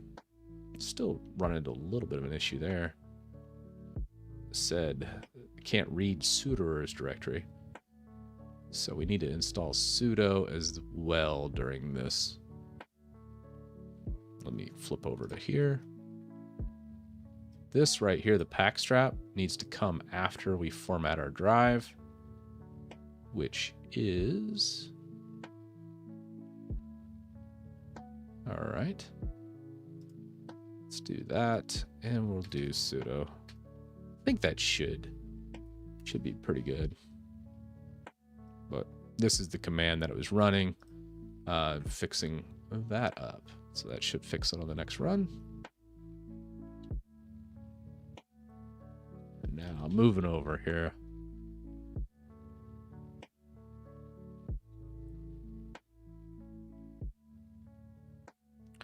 Yeah, send that over, man. I'm always looking for ways to teach people better, because most times I stay at a little bit too high level and I try and break things down a little easier and usually fail miserably.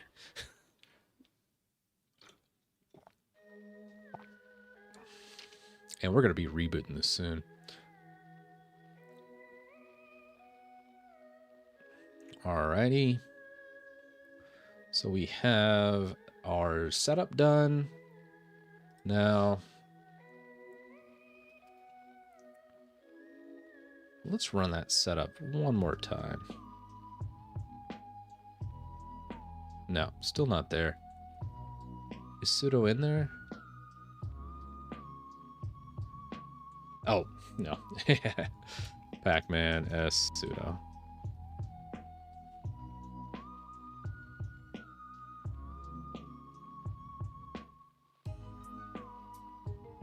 I think we got something I might have messed up here. No servers configured for repository core. Oh, crap.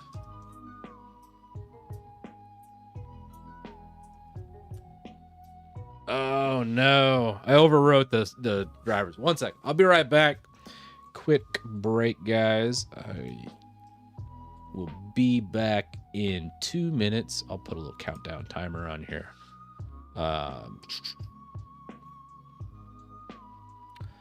Let's do I have timers on here? I think I do. Timer? No, I don't have that package. All right. C matrix it is. I wanted to do a countdown. Oh, wait, no. Timer countdown. Ah, I can't remember. No. I haven't done anything with my bash RC. I gotta fix that. All right, I'll be back. Give me 2 minutes. Be right back. 1 second.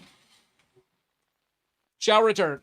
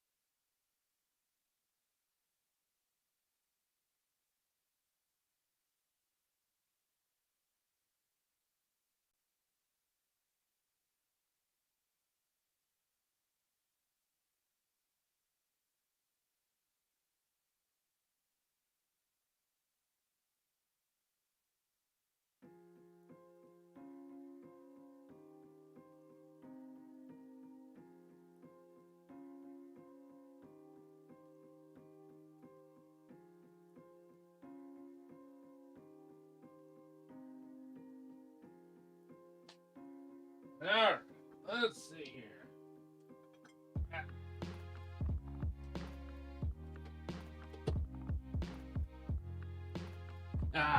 I've returned. Okay, I remember the command I was thinking of before I left. Don't really need it now, but I do remember. Pay no attention to the man behind the curtain. All right, let's see here. I was thinking of term down. Term down. This is a cool one, and I will get right back to it. 1 second. But term down is really neat. You can go time 5 minutes. I think you can term down help. I want to say you can just do. Oh, T is text. So if you go term down 5 minutes, it's a countdown from 5 minutes. So yeah, that's what I intended to do before leaving, but you know, you guys know how that goes. All right, what did I miss in chat here? He broke the matrix. Oh, all right. First mod was a DS. Spring bot, nothing crazy here. NVIDIA Optimus is a pain. You're right, it is totally a pain. And let's see. Yeah, all right, everything else looks good. I'm back. Let's move on. Don't think I missed anything. So what happened here is me, like a big dummy, messed up the arch command. So let's first get out of here and come back over here. This right here is not what you should do. This mirror list is bad. That was a bad command. You should be using something called reflector. Reflector, and that's what I use here. I think it was reflector.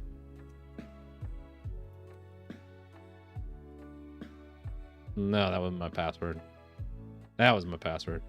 Oh, I guess I never did reflector on this. But if we cat... so what's happened to our install is there's no update servers. I apparently blanked them out because my script messed up. And we need to fix that. And what we can do is we can look at our mirror list here. This is what was run before. And this command is what we need. Let's take a peek back here. And what we'll do, pacman contrib, and then do another pacman s, no confirm, and mirror list. That is what we actually should be doing. That should fix it all together. But right now it's totally broken. So what we're gonna do is fix that by moving this guy over here, and let's push this guy to workspace 3, and we will make the mirror list manually because me, like a big dummy, deleted the server list. Gotta love it. So let's fix that up. Pacman-D mirror list. Oh crap, I don't have anything, do I?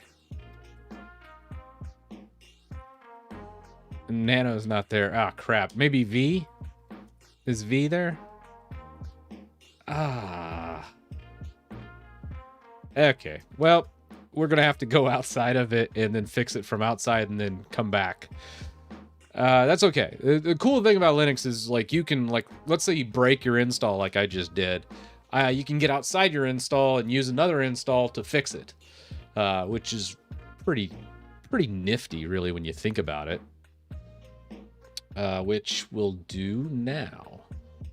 We'll just do a vim of, I think actually, let's just cat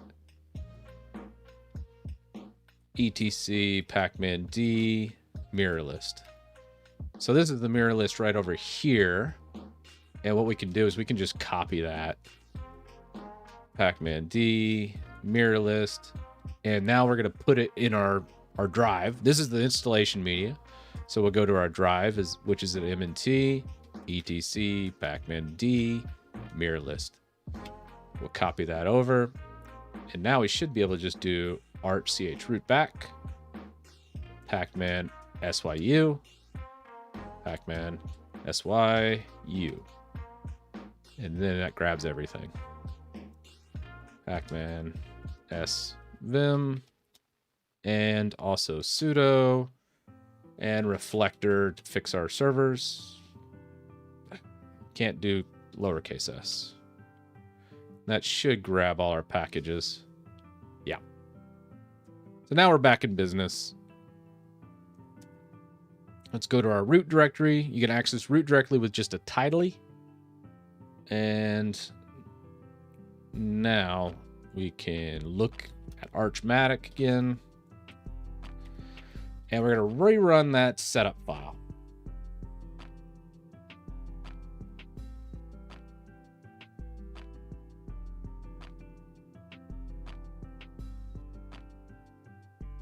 Yeah, I didn't have Reflector installed on this base install. Reflector's great, though. Great service. Highly recommend doing it like in a cronny. Thanks, Simon. I'll check my DMs here after a bit.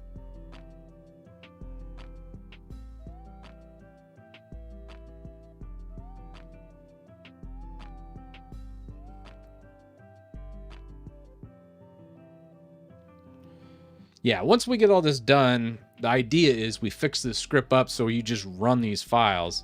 So you do a run setup, and then this shouldn't have any errors, except for maybe the locale error, which is great. Do we see any other errors that was run from the setup? I'm looking through, and it doesn't look like there's any other errors here. Let's cat that etc Pacman. Let make sure it didn't zero out our...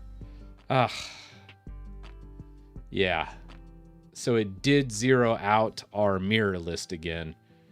So we should add a little safeguard to that. So it should automatically do it for everybody. But before doing this, we should do a copy. Oh, all right. Thanks for joining the membership there, Andrew. But we're going to copy etc Pacman D. And if you join the membership, be sure and check out all the exclusive member videos too on the YouTube homepage through my actual channel name. Because everything should be there. I'll show you here in a little bit. Let me finish this idea or this thought before I lose it. We'll copy the old mirror list to etc Pacman -d or .d mirror list .back. That should get our backup, just in case we mess everything up here like this. And I don't know what happened with this guy. It might be bad networking as well. All right, I'll use mirror list here. Peter says, just use mirror list, man. Oh, I never cloned this, so it was using the wrong one is what happened. My bad. Fetch. All right. Commit. Push. I was making the edits over here, and I was thinking I was editing directly in the install. As we're fixing up this mirror list, I forgot to recommit it. So coming back into here, let's git pull. And now let's rerun that setup file. There was no mirror list file. That was great. Now it's running Reflector like it should. It's missing rsync. That was another thing we missed. Let's make sure we add rsync into here. Should grab rsync as well. Which, I mean, not having rsync servers isn't really a big deal. We'll just see a bunch of error output while it's flying through Reflector. But you won't run into that, as I'll recommit this project and fix this error as well.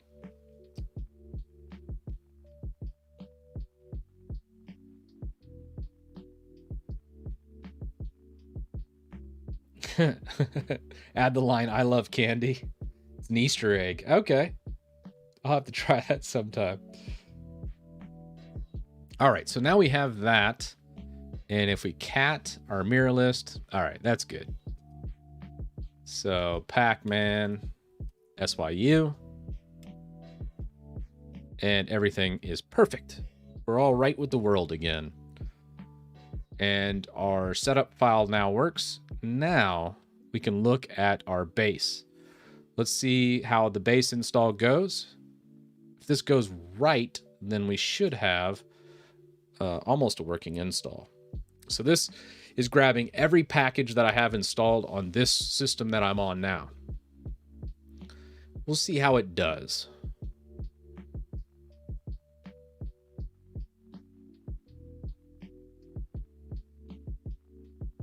Yeah, Grady, this actual, how it installs the packages for this is through here. So if we look at the base, this is what it's running right now. It's pulling in like this array of packages, which I just exported my package list from my personal install because I want people to have everything that I have. There's a couple little duplicates here. Someone mentioned like the DNS servers were, there was 2 packages for DNS servers. There's some other stuff that is a bit duplicative, so it's not the lightest install in the world, but there is your command right there. But I do like how that does, but it just grabs this array and just kind of goes through. So that's what it's doing right now. A very cool command, though, that Pac-Man can just grab all those packages.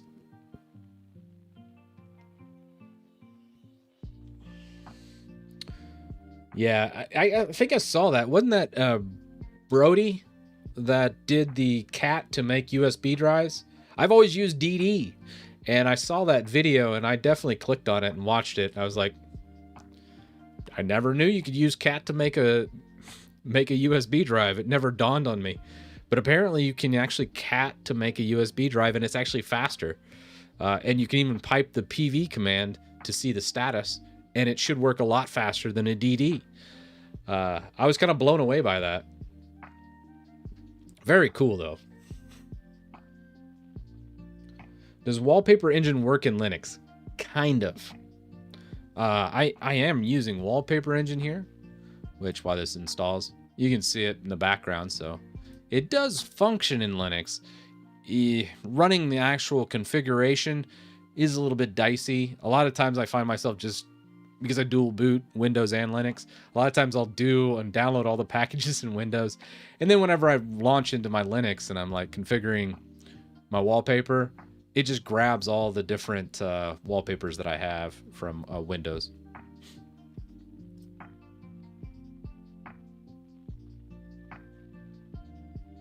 Is it possible to snap app in WSL? I don't know if it, I've never tried to use a snap in WSL.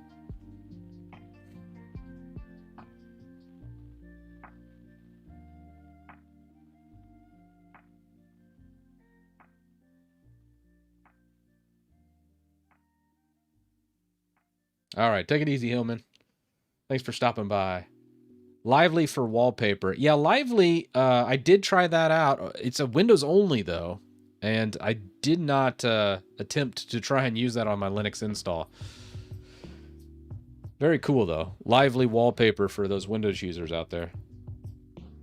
It's a free version of basically Wallpaper Engine.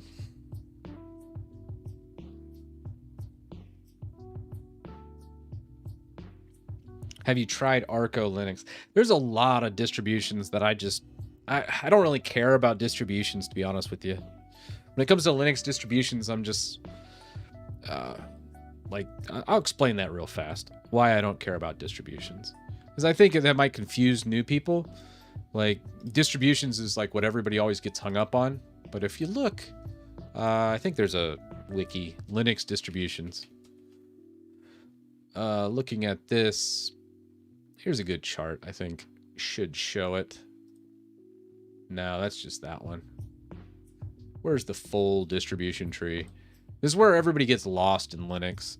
Drives me crazy, but, you know, it is what it is. Oh, here we go. Wikipedia to the rescue. So, Linux distributions. You've got stuff based on Slackware. That's like SUSE and some other ones. More no name. Not very many people stay in this one, so don't worry about it too much.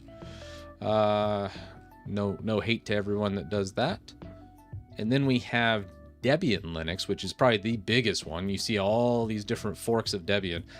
I usually just install Debian because to me, all this other crap in Debian is just more of the same. It's just different coats of paint. Let me zoom out so you can see this a little bit better. Where is that? Yeah, we'll just zoom out like that. My word. So this is Debian. I just install vanilla Debian because all these other distributions, well, a lot of them are dead now. I probably should get a more up-to-date one. But most of them from like Ubuntu, you'll have all these other ones. You have Ubuntu, Peppermint, Elementary, big other ones like KDE Neon, Pop! OS, Linux Mint is somewhere in here, I'm sure. And just all these are different distributions, but they're all based on Debian. So if you install Debian, it's super easy. Like all the instructions for almost all these other distributions work on Debian. So that's why I just installed Debian. And then people are like, hey, why don't you try KDE Neon? And I'm like, why? I can just install KDE. And then I can just slap the name Neon on it. And then I have KDE Neon. I mean, yes, there's some other, customizations the KDE Neon team takes, but all that can be done. That's why I used to always say distribution doesn't matter, because if you install Debian, these all use apt package manager, and then it's just different things that are installed by default. But like what I see newbies use, or noobs that are new to Linux, and it's like the most maddening experience is they'll switch from like Linux Mint to like KDE Neon or Ubuntu Mate or whatever it is. And I'm like, you do realize you just wiped everything out for a desktop environment. You could have just hit apt install Mate and been up and going in like two minutes. And now you just spent 4 hours redoing your whole system for something that could have been accomplished in less than 120 seconds.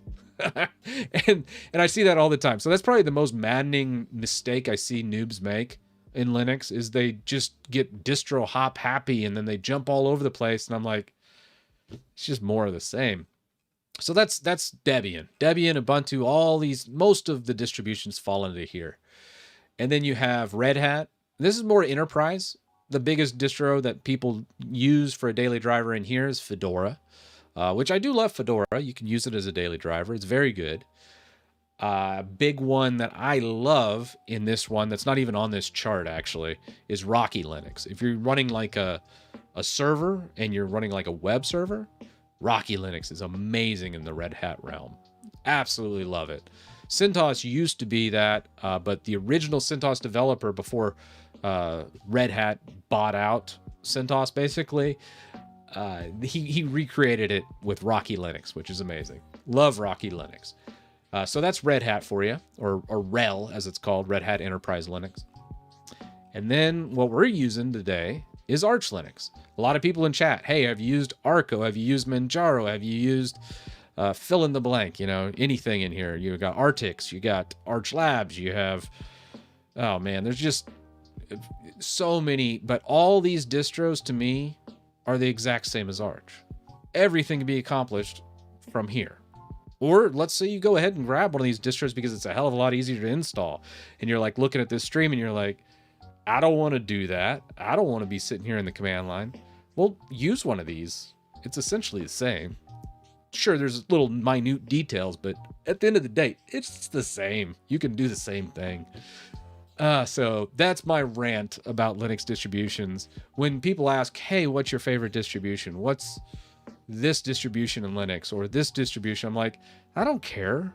Put me on Debian, put me on Arch, or any flavor between. I mean, it's literally the same thing to me. I don't understand distro hopping at all. Pick the one you like and then just customize it to your needs.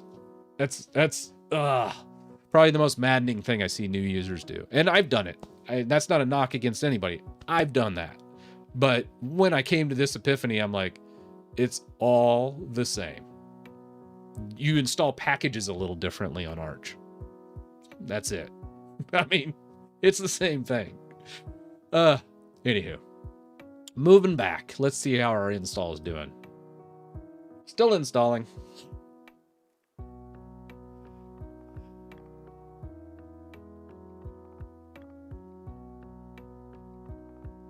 But what this does, this whole stream really, the whole purpose of this whole stream is just making a customizable Arch install that has every package I use. Because a lot of people always ask me, instead of asking, hey, what's your favorite distro? Really what they want to know, they just don't know how to ask the question, is what are all the packages you use on every Linux install? How do you set up your Linux to look like the way you do it and use the things you do? And that's what this whole stream is really about, is not installing Arch Linux. Who cares if you install Arch Linux? It's more of getting all the packages, and that's why I took the time to kind of go through a lot of the packages and kind of pick out the ones that I really like to use on every install.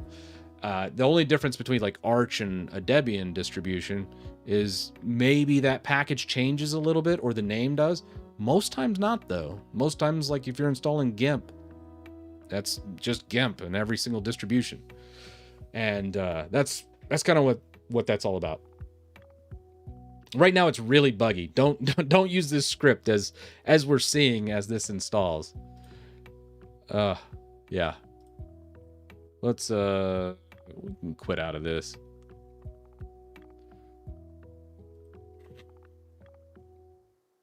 How we doing here? And is this hung up? That's a good question. What do we got? Oh, I don't have any VM details because I don't have the agent running. Oh, we'll let it run for a little bit longer. Might have hung on us.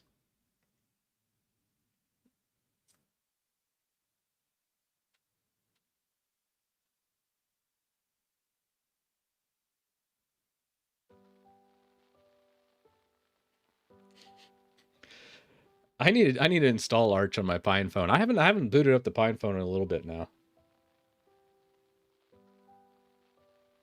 Yeah, the script's a little bit overkill grady. I mean, honestly, you could just pick any flavor of Arch, like a Manjaro, and then just have them install that and then run the script. Or just do the Arch install and then just run this script afterwards from a server. You totally could. ArchFi between Arch install and ArchFi. I always choose ArchFi. I love it. ArchFi is great.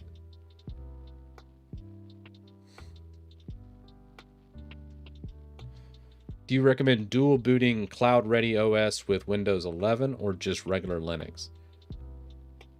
I'm not sure the question on that one. I don't think I understand that. I usually dual boot between Windows and Linux. Like I said, it depends on what I'm doing that day. I do find I'm a bit more productive in Linux than I am in Windows.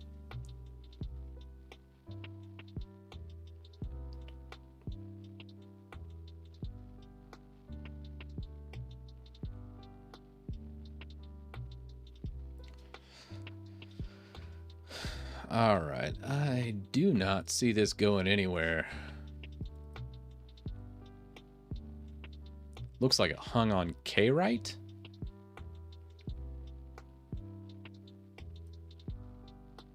Yeah, I don't see any CPU usage. Ah, bummer.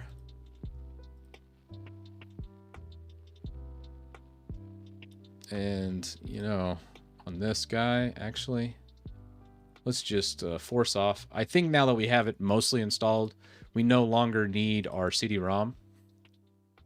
Let's just put this to no media, actually. We can just remove the hardware, actually. Yes. Delete. Boot options. I could also, if I wanted to leave that CD-ROM, actually, I could have left it here and then just unticked it from the boot menu, but let's see what we get. Oh, wait. I didn't install the bootloader, did I? I didn't. I'm a big goob. Oh, well. We'll add that back in. Get a little taste of virtualization as well. I love this, though. You're able to do pretty much whatever you want. Do I have CD-ROM? Where is that?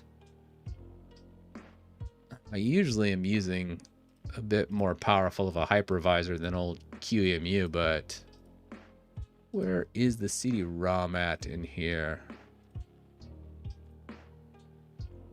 I think it's storage, isn't it? No.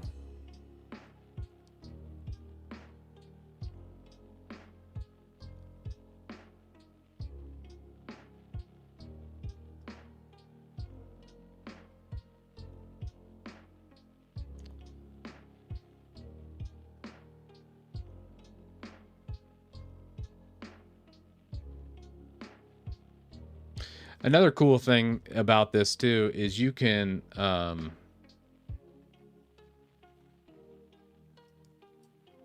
virtualize TPM.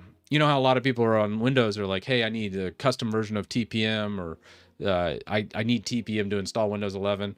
You can actually just emulate TPM 2.0 with the virtual machine. So when I did my Windows 11 install, just know if you do this emulation, you need TPM 2.0, but you'll also need to do EFI boot. You cannot use legacy for Windows 11 if you're going to emulate it. Now, I cannot believe I'm not finding my CD-ROM drive here. I swear it's a controller, and it would be just like, what the world? Oh, there we go. I was like, what? I was like, immediately I was like, come on, it's got to be storage, right? Oh, it's funny. All right, Arch, choose that one, finish. Yes. Boot options. What happened here?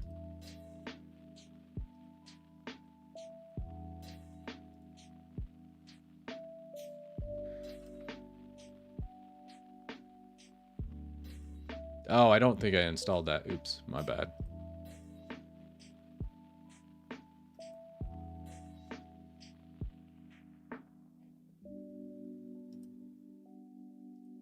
Force off. There's the CD-ROM. Yeah. All right, back to it.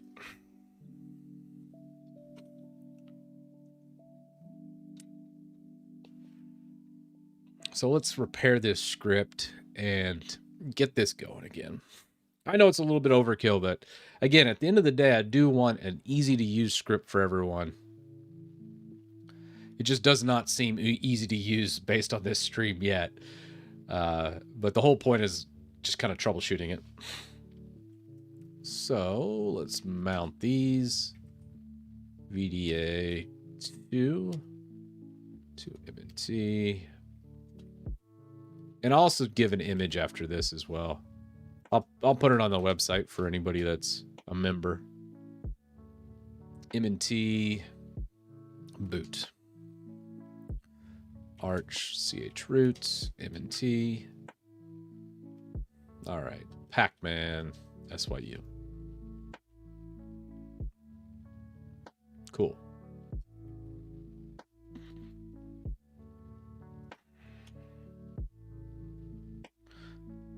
And now we're gonna do the base install again and try and see if this hangs up again. It got to K right and then bombed out. It might have been because I was doing other stuff on the system as well. What is the lightest desktop environment? Probably OpenBox would be the lightest. Looks like everything was installed from the base environment. So let's take a look we're now to the AUR, which will do that.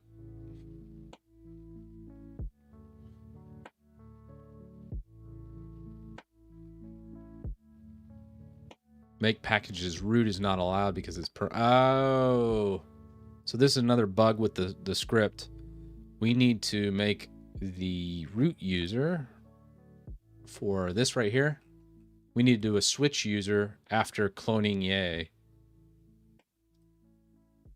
So this needs to be, what was there, 0 setup. The username variable, let's make sure that's still there. I don't think it's still there because we didn't run setup. But we can check username. Yeah, it's not there. We'll rerun that setup.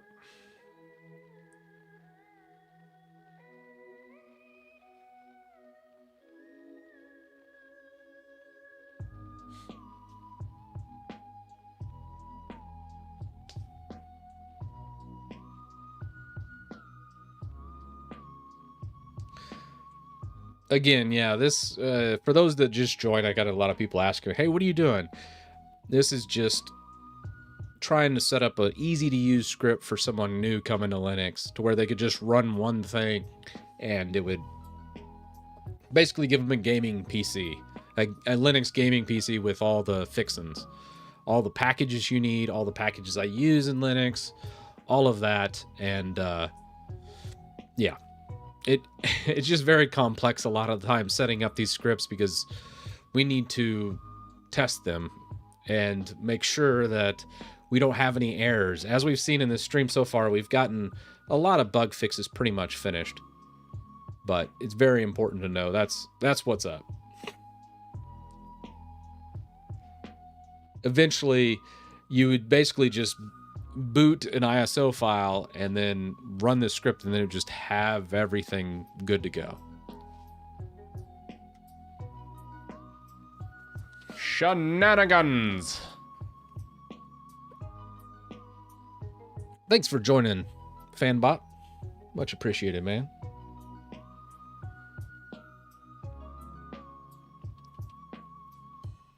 So now we got that, let's echo the username. Still nothing on the username. All right, we're just going to export user name.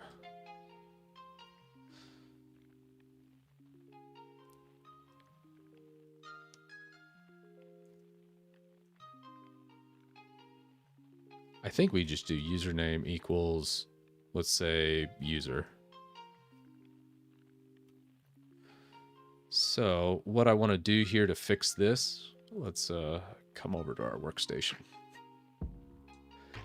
So this is the printf to install.conf, which I don't know. Did that even make it install.conf? Let's make sure. Install.conf.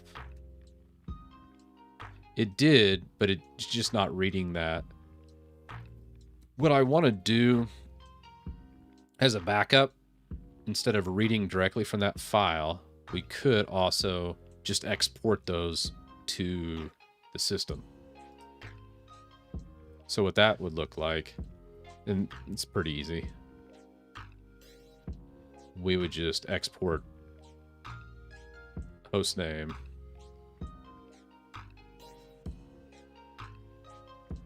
equals, and then just hostname. I think that should work, and we could just continue down here. The big thing here is the username is what we need.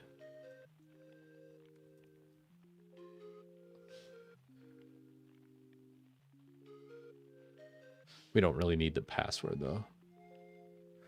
And the reason why we do that is for this one right here, I want to switch user to that username after making that user. Oh, Matt, yeah, it's here. I'll show you if you're interested in becoming a member. I actually wanted to show like Fanbot and a couple other people that have joined. If you come to the main channel here, right here, there's a member section for like all these like past live streams and stuff I archive. I usually make them members only after about a week or so. So if you're not a member, don't worry. You can still check them out after the fact, just for about a week. And then you can just click join. So you click join and then you get all that. And there's also like a community post where you got all the different types of things. Some are members only as well. And you also get like emotes and stuff to chat with, which is kind of cool. Like I added some meme worthy emotes, more from a Twitch perspective into YouTube. But that's the membership from YouTube. On my website, it's a little different just because I usually add some downloads. Like what I'm making today, I'll probably put in like the download section here, and you can download if you want to join on christitus.com. Just different. Like you'll see an icon next to people's names as well, along with the emotes on YouTube. But all of them are about $5, or I have I think here it's like a $2 membership for that, because I know $5 can be steep for some folks. So I added a $2 tier for those that just want to chat and get like all the emotes and stuff. But good stuff. All right, back to here. We got our username. I think we fixed our script again. And this time what we're gonna do is we need to make the user, which I believe is in the post setup, but this is actually incorrect. This should actually be done before the AUR is set up. Where is it?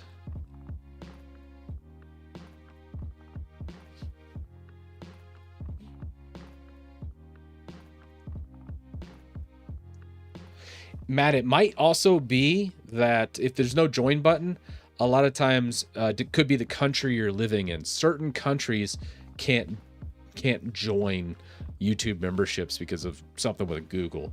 That's also why I have like my website, but you don't get like the emotes and stuff.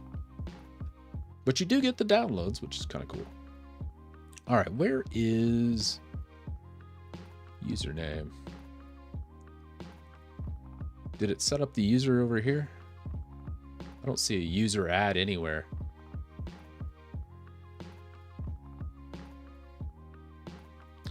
I want to look at what other people are doing. A cool thing that I also like to do is if you come into here, there's like 100 and something forks of this script.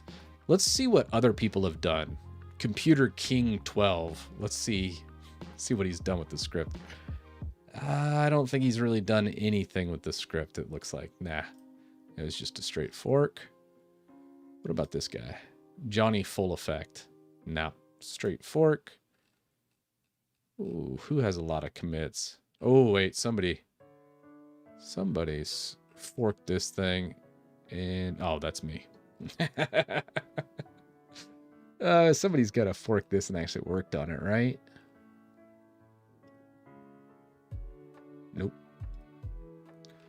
I need to learn how to browse GitHub more effectively.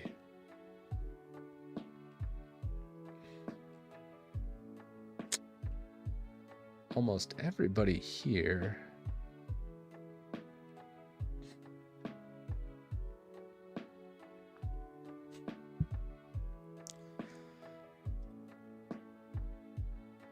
Let's see, we got a minor improvement here.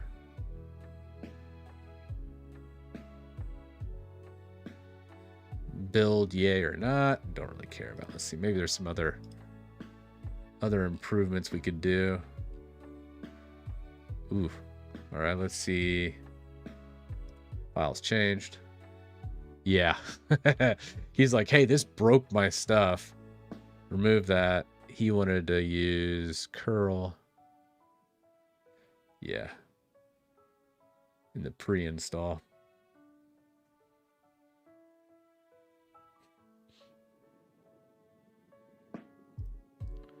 We already fixed that. And some improvements. Somebody's had to run into this same error and fix it.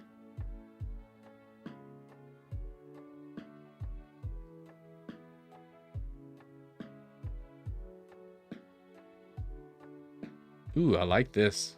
This setup looks pretty. He removed that, which we could always re-add. Yeah. See? Aha! There's always someone smarter. We'll grab his code here. Yeah. There's always someone smarter. Somebody's always already done what you're trying to do. That's the thing I love about the internet. Doesn't matter what it is, there's something there. All right, we won't fix that. Won't grab that either. He did put the copy command in because he noticed that did wipe out his install too. So with that, we should be able to come into here. We're going to put this in. And we're going to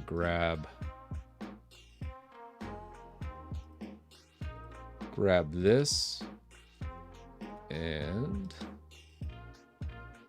make package SI. It's a little weird how this is done. Cloning, yay.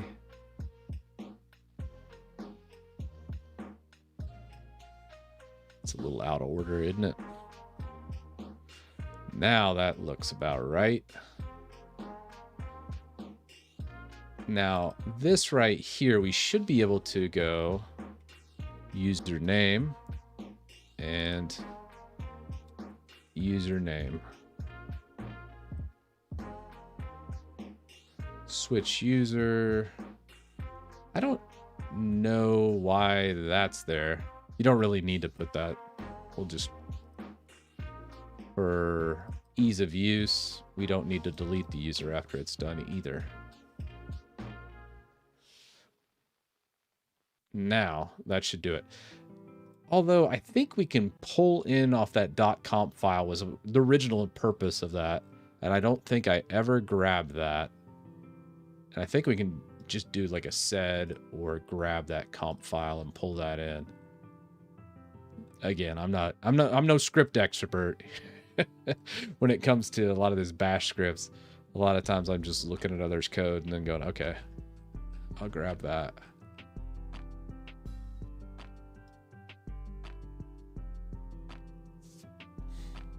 Although I do love the Stack Overflow copy paste type thing. I can't tell you how many times I've come behind other people's scripts when I'm like, why is this like 100 lines? Probably the craziest cooldown I've ever had was I was working on an asterisk box, and if you're not familiar with asterisk, it's basically telephony where you just make calls out and in. And one guy had like he built this connection string that was 30 lines long or something just ridiculous, and it looked like just a copy paste from like Stack Overflow. And I looked at like the man page and I'm like, I think all you need is 3 lines. And I tried like 1 or 2 lines and it didn't work. And then I got like the 3rd one in. And I was like, yeah, there you go. It worked. It changed like the ring down from this long delay before it start ringing to like split second.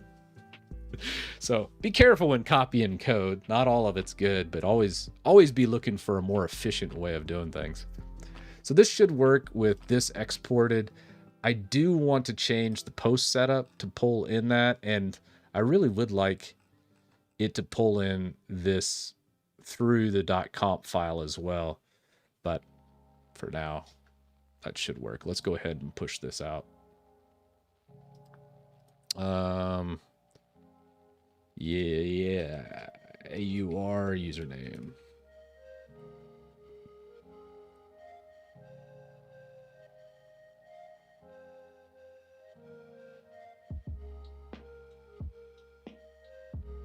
No, I'm not using Fanbot. I'm not using Paru. I know a lot of people love Paru because it's Rust based, but I'm not a big fan. Yeah, the Win10 script. I'm definitely expanding the Win10 script as well. Hey, Tech Hut, how's it going, man? Working on an Arch script that'll auto set up everything and give you every single package that I have. So right now I'm just kind of troubleshooting it, making sure it does what it should do.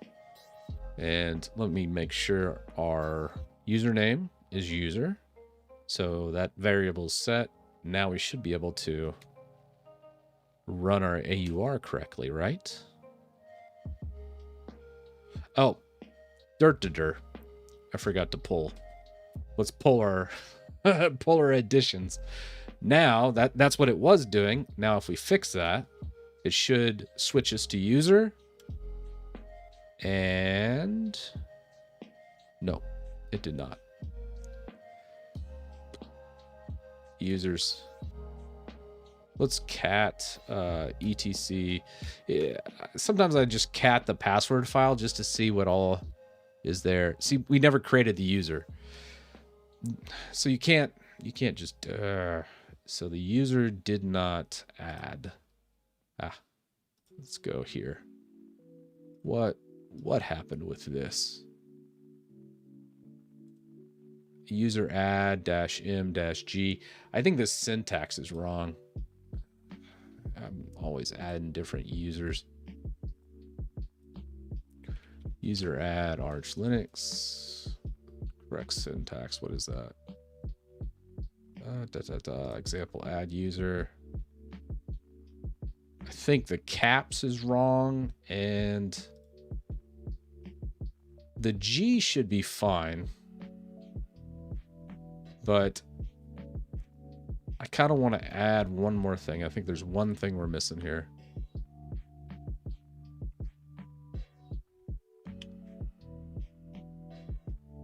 Yeah, Yay's definitely not installed. So you can't install Yay as a root user, and you can't install packages as a root user. It's like running sudo Yay or sudo paro or whatever AUR. You can't do that. That's a big no-no. So what we're gonna do is mg that login shell. Yeah, I don't really need to add that. It'll just default. So this isn't needed. The -g wheel we will keep. Now I want to say there's a directory that addition as well. So when you add your user, usually you'd also put your directory in there. Might do it automatically as well. All right, let's try it. Let's go here. This uppercase M should be lowercase. Capital G is correct. Wheel group. Let's make sure that wheel group exists. There is no wheel group, is there? Is there a pseudo group, right? Nope. Not there either. All right. So that command would fail if we did that. We need to add wheel group. Wheel's there by default on Debian. So this is just kind of mirroring that.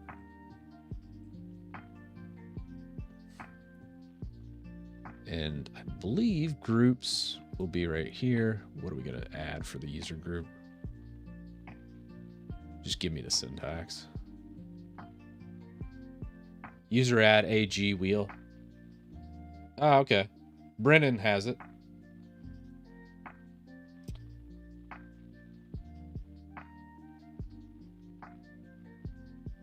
Yeah. This is KDE for the desktop environment. I really like KDE. So user add AG wheel username. As long as username is declared, that should work. Oops. Do we have...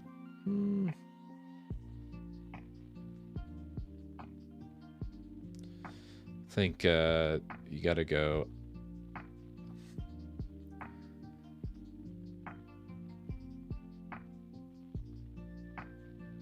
Let's just read the help file, right? Let's read the man page. Comment doesn't matter. Base directory not needed. Defaults, that's fine. Home directory we could set through the -d. G is the primary user. -a is not a command. What's -m? create home, create, okay. So -m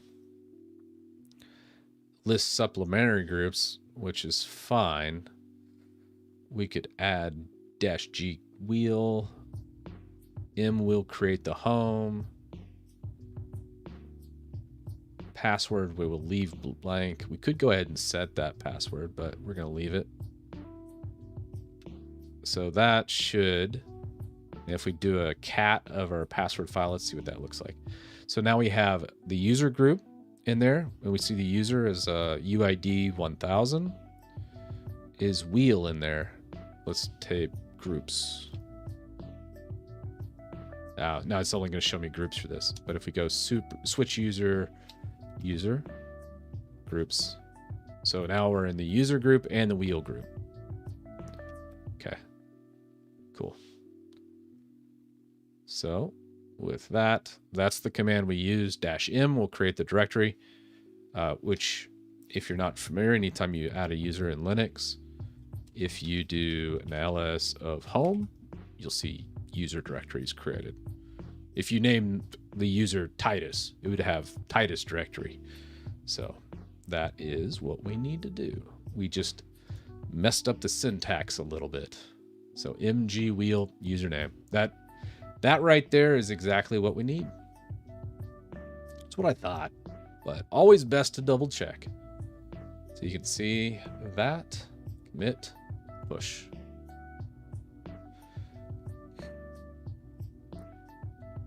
Now we're just going to pull that down. We've added that. Now let's try to run it one more time. So what happened here? Make package as root is not allowed. Did it not update on the pull?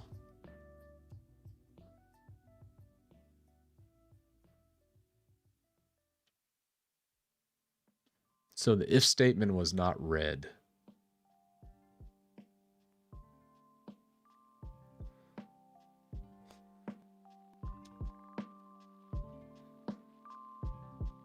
Oh. If statement in bash. So the if statement must be wrong of some sorts, or maybe there's a space.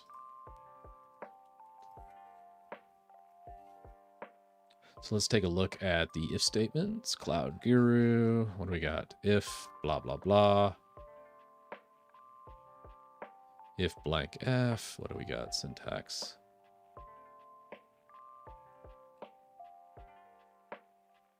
String var equals text. All right, so it's probably equals is our error. Is our error. If we come on to here, this should probably be equals. And I think we don't need to add quotes or anything there. I feel like that's right. Let's take a look at our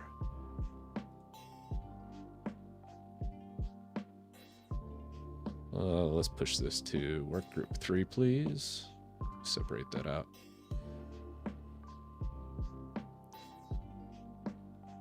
I think we only need one bracket. Probably want to put quotes and then just do a who am I. So it should look like this.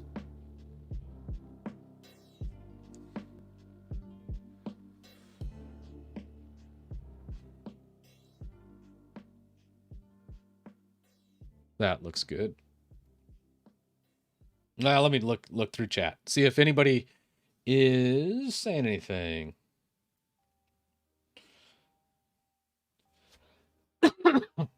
If condition equals 0, then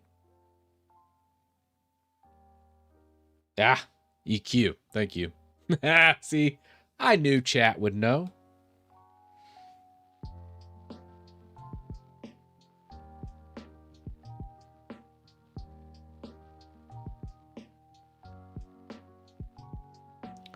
So it would look like, looks like I'm missing a semicolon too, based on chat. So who am I? That's an actual command. I don't know if that's a variable, is it? I guess we could check, right? Yeah, it's not a variable, but whoami is an actual command.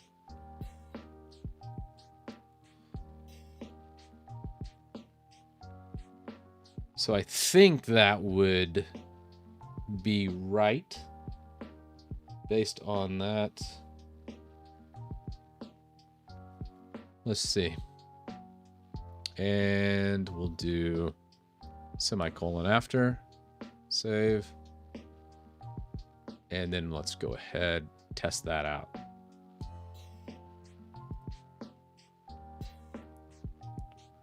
Push, push. Come back.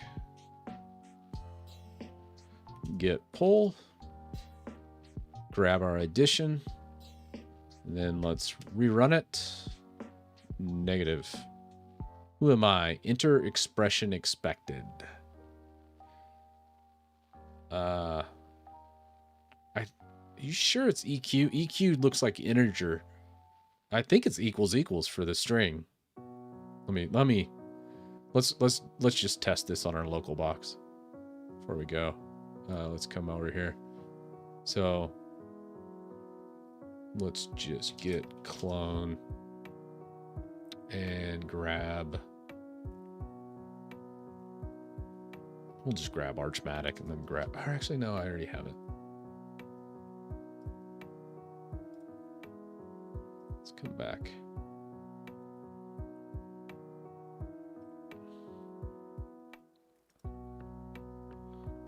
And we'll do file save as. Just make a copy in the home directory. Call this one test. I'm curious. So let's just vim test. All right. Let's just delete everything from there.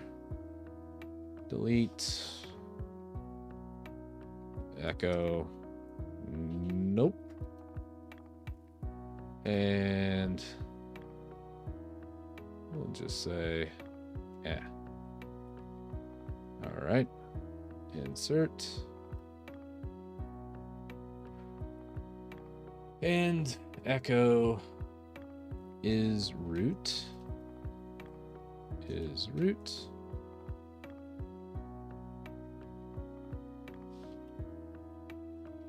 Since the whoami I think returns a string, I think that's pretty much what it is. That. And now we can test that. Ah. Make that executable. Nope. All right, that's fine.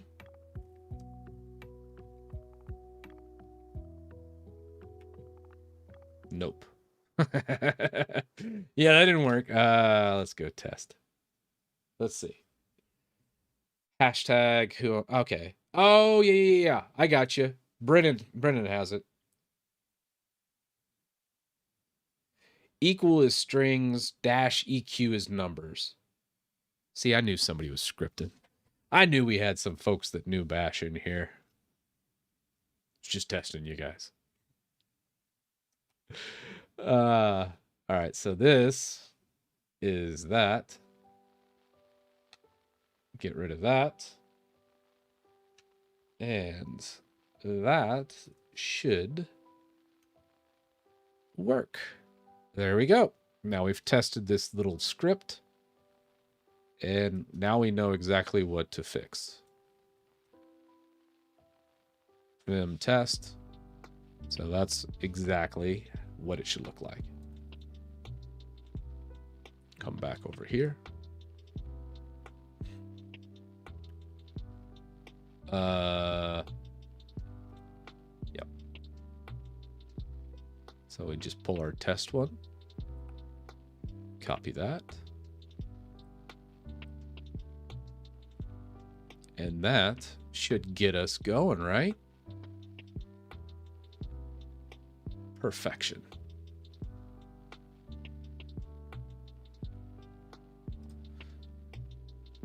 So let's commit, push. I'm gonna probably max out my limits on GitHub. Now, Takes a lot more than that. All right, let's do a git pull, grab our changes, and one more time with feeling this time. User already exists.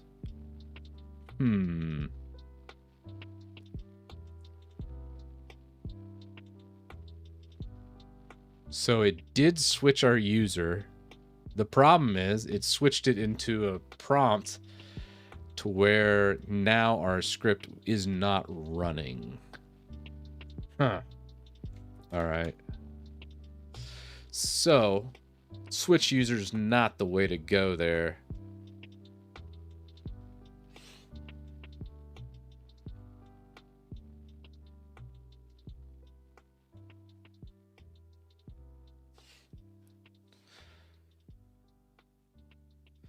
So what we're going to do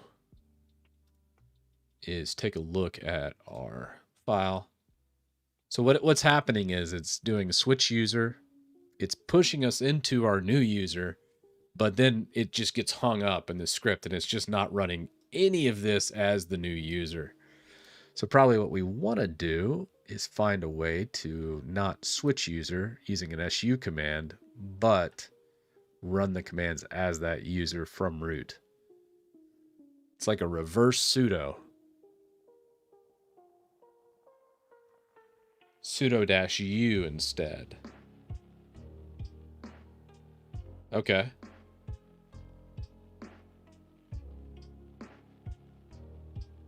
Sudo-u. Sudo-l instead of su.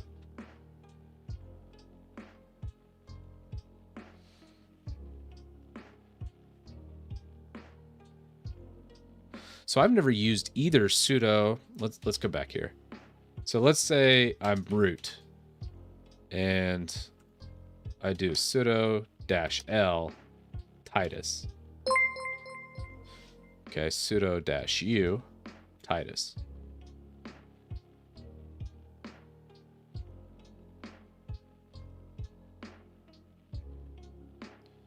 Armando, thanks so much for the super chat. Appreciate. I'm glad you like the debloat script. Definitely got some updates coming soon for the Windows debloat script as well. Could also do Ansible playlists. That's a good way to automate things as well.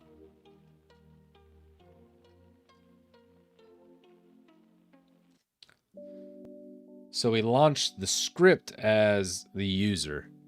That's probably the best way to do it. Ah, I gotcha. Yeah, I think we've overcomplicated it. That's a good... I thank everybody from chat. Thank you so much. I mean, we learned some stuff, but this is the wrong approach. This right here is the wrong approach to this. The correct approach is just to run this as the user. That's what should happen. So what this one should do at the end of it... let's come back to here. So what we do is we're going to cut this, come back to our base script. And then at the end of the base script, if it says, hey, your root, just go ahead and say, echo, you are already a user. Proceed with AUR installs. And then this one, echo, switched to user mode. We'll just say that. That should be clear enough for folks. Might come back and add a little more clarity, but I think that's pretty darn good. So what'll happen once this one completes, which we'll just run it to make sure that works. We'll do, oh, let's push it. I forgot to push that. Let's go ahead and push this. Commit. User swap. Not swap, switch. Just add. I'm a big fan of 2 words for my commits. Only makes sense to me. All right, and now we come back into here and we'll do a git pull.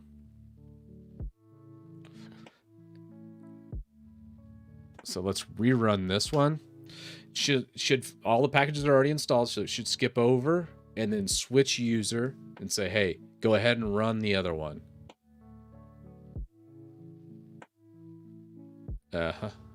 Switch to user mode. It didn't really switch to user mode because it didn't go switch user, because that's what should happen. That's, oh, did I delete that from the file? Let me see.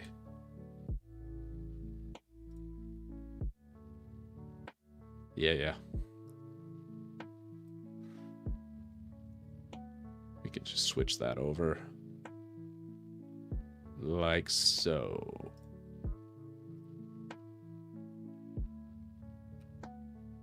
So now that SU will happen, it'll be in here, and then you should be able to just 3 and go.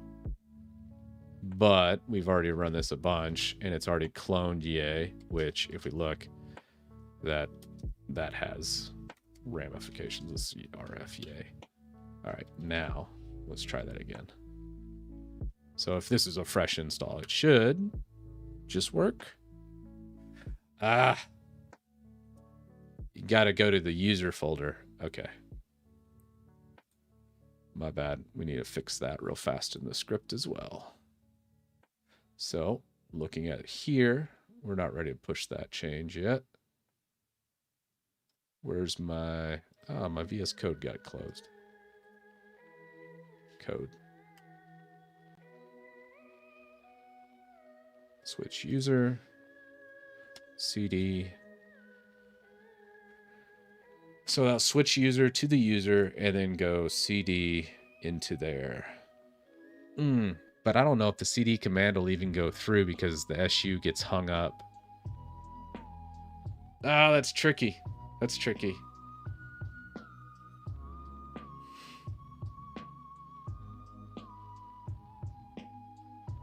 Yeah, Alex, you know me. I'm the classic bait and switch, promising gaming and then switching to building something. This is building a gaming distro, though. Kind of by default with all the packages installed. Lutris, Steam, all the i386 goodness. 32-bit packages and all that good stuff.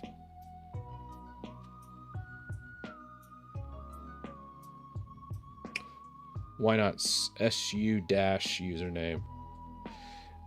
Yeah, let's see. So we'll go there, set up.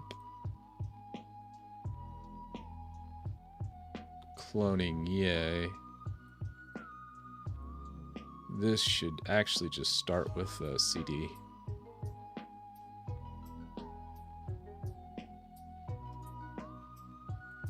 I need to do an error check to see if the username has already been created here. If... let's do bash.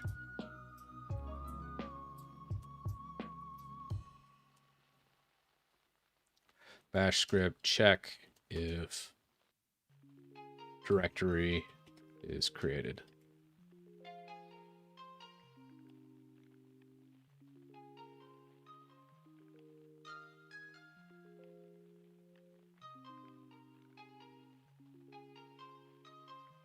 So this right here is what we need. I know this seems a little bit excessive, but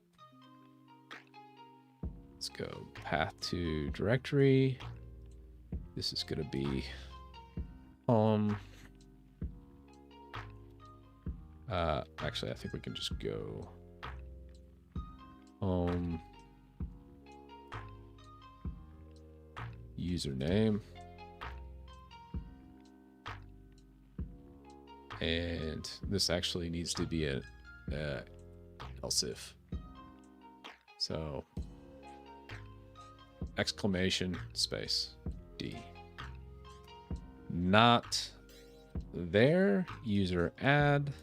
I think we can do that all in one line too. We don't need to do multiple lines. We're just going to go and.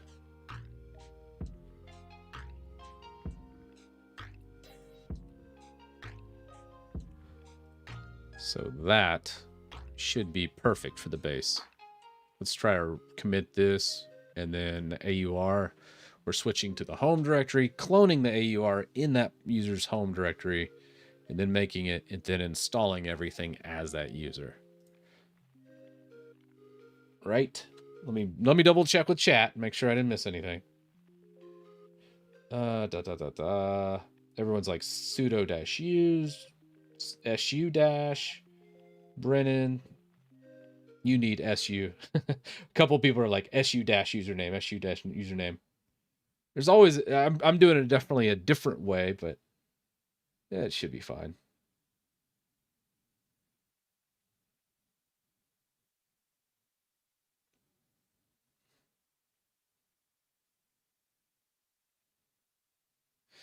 Don't type if you have the and. And that is a good lesson. All right.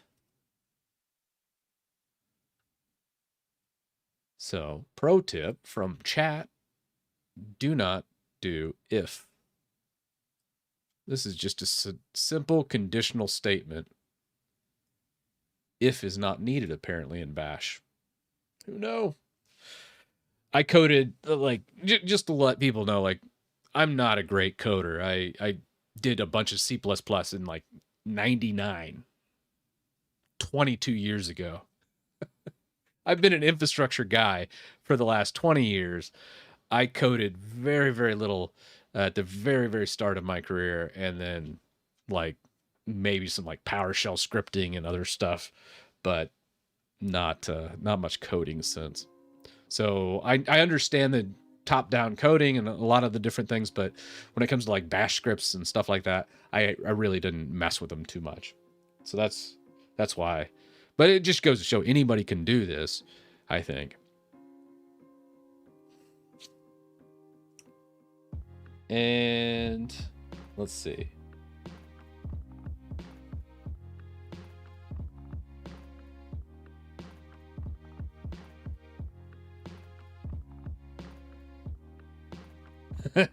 I see he's trying to, good one, Alex. Trying to automate everything. I mean, that's the why you got Git. Because what'll happen is maybe you get tired of updating it, and then you'll look through the polls on your Git projects, and somebody else out there will fix it for you. That's why I love Git.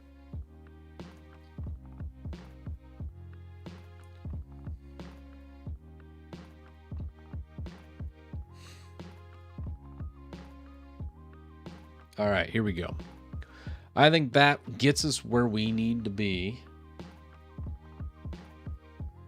Let's do our commit and retest the script again.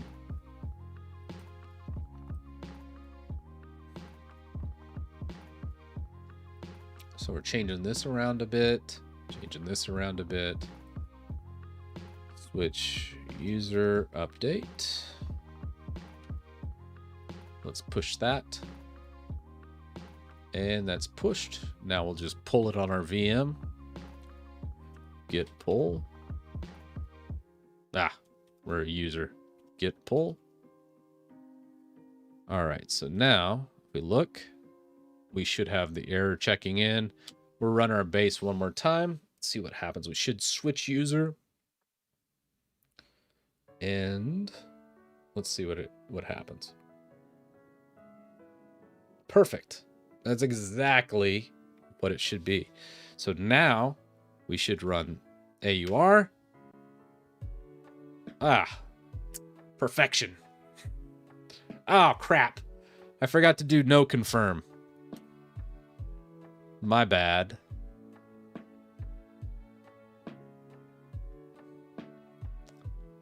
Such a noob. All right, git clone, make package. So on the make package, I need a no confirm. Does make package have a -- no confirm? I think it does. Make package. grep confirm. -- no confirm. It does. So we should just be able to edit our script and say make package -- no confirm. Like so. Yep. Cool.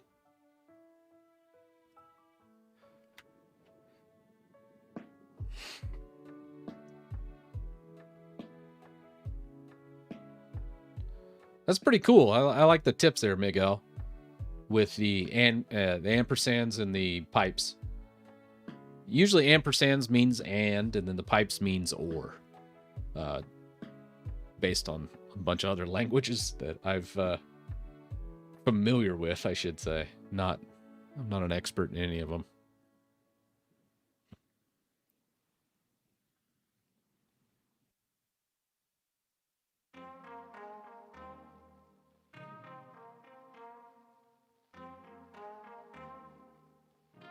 So this should script the entire install. We'll see how it goes. I do like it. It's working. Feel like the post install after this is going to be a little interesting. I got to look at that script.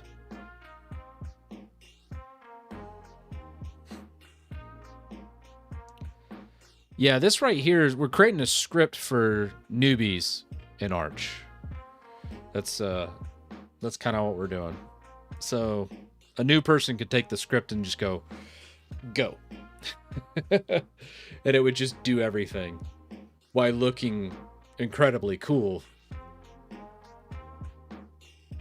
That's the idea, is to automate the entire Arch install to where you only have to press like a few buttons. I know it doesn't seem like it based on this stream, but I think we'll get that. There we go. So we have that. Let's take a look at our next script that we're looking at. So we have the setup, which the setup's working pretty good. All that gets exported out. That's good. Now I haven't seen us install the bootloader yet, which I think happens towards the end here. I can't remember if I fixed that or not. But all right, initial setup and config. This is still as the user, which is fine.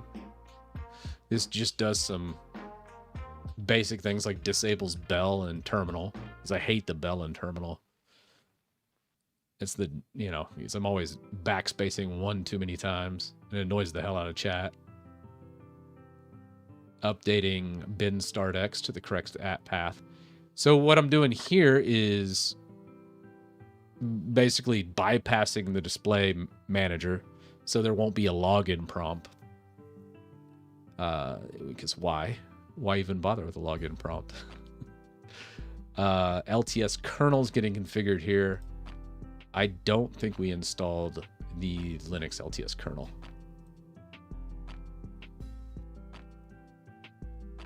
But we could. I'm not gonna, because it's gonna be more of a gaming install, so. But for uniformity, I probably will leave LTS here and add that to the base package. Linux LTS.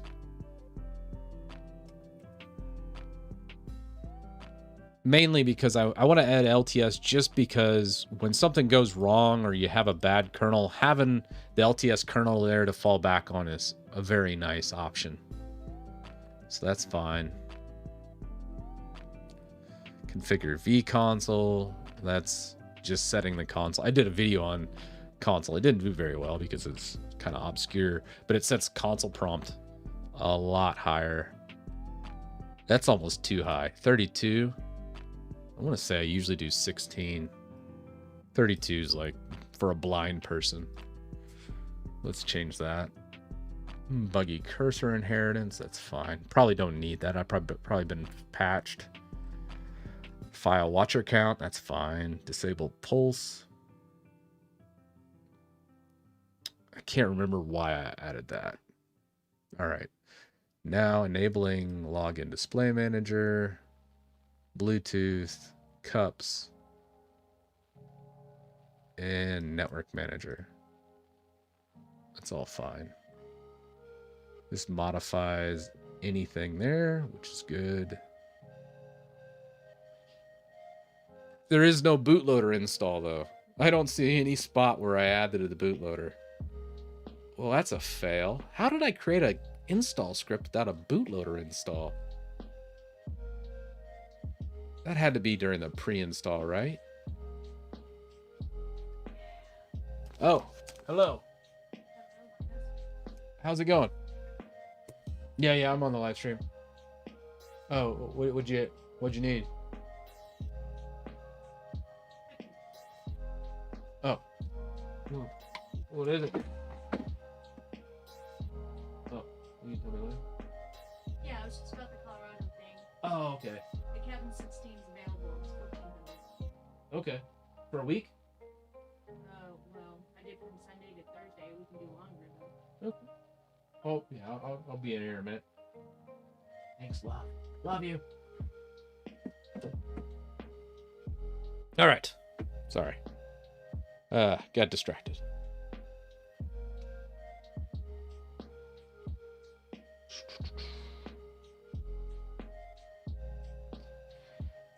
All right. Catching up with chat. My safe space used to be Elementary OS. Garuda Linux is too much eye candy.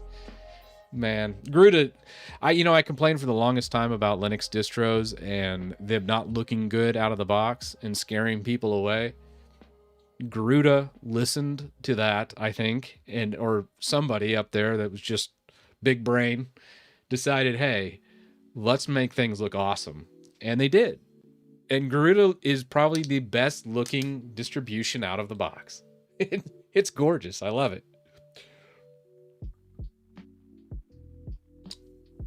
You used to use the Shure SM7B. Why did you change?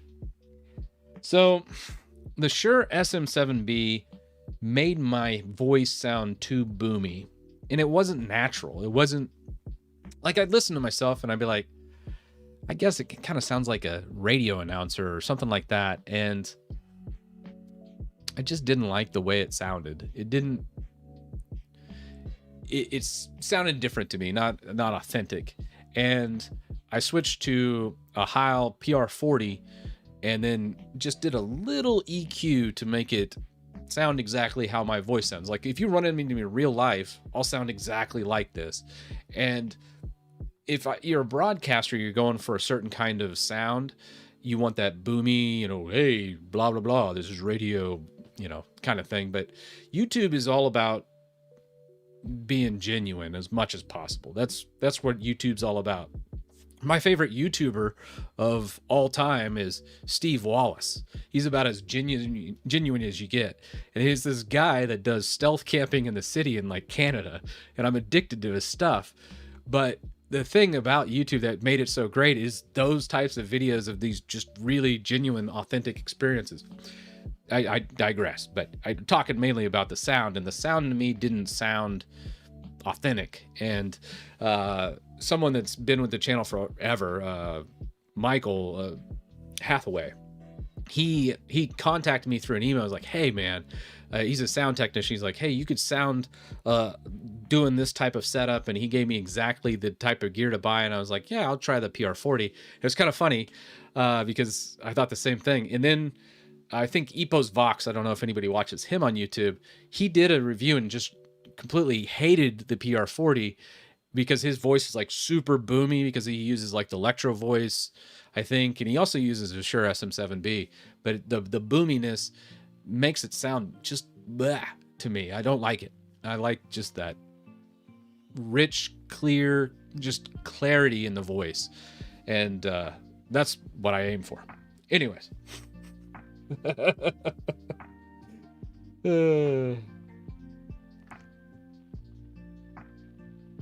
Yeah, Steve Wallace is great though. That's my favorite YouTube to watch. Is that him drinking a beer, like stealth camping behind a Home Depot. If you haven't checked out his videos, check him out. He is awesome. It's hilarious, to say the least. All right. On the pre-install, I don't think I got any of this to work.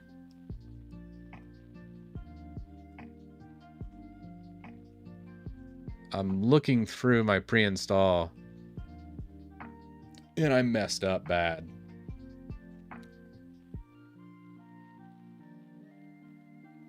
Because that did not work.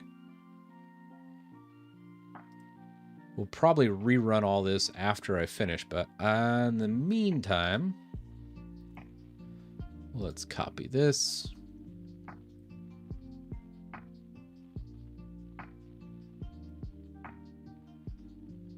And paste that guy in. Do a little reflector. Pacman S -- no confirm. Reflector and rsync. Just fixing a couple things in this initial setup to make this a little better.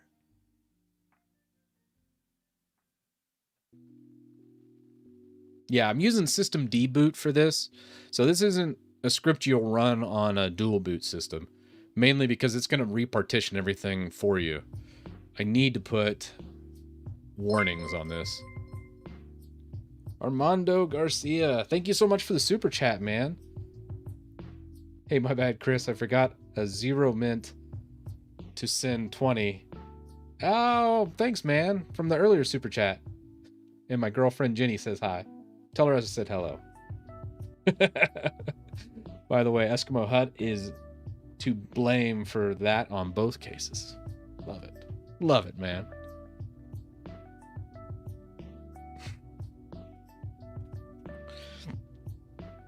I'm getting there, Michael. I'm always working on the audio, though. It's a moving target, to say the least.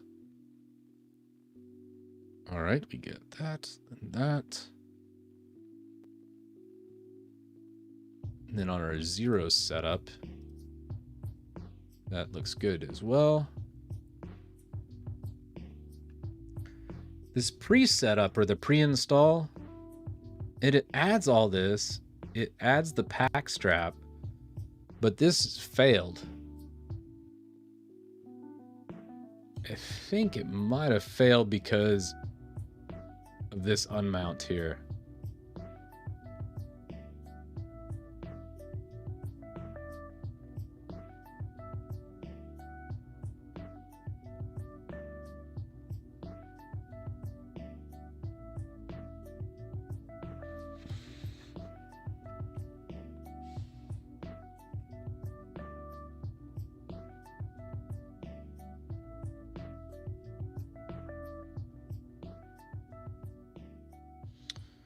So what we need to do here is add a very, very big warning.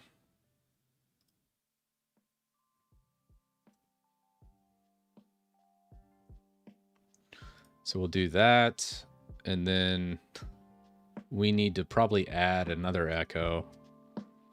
This will format and delete all data on the disk. And a pause. Now, normally, I'd do a pause, or maybe I should do like a if-then prompt for yes. And then we could probably skip this whole section if we wanted. So I could rerun this, reboot in, rerun it without formatting everything.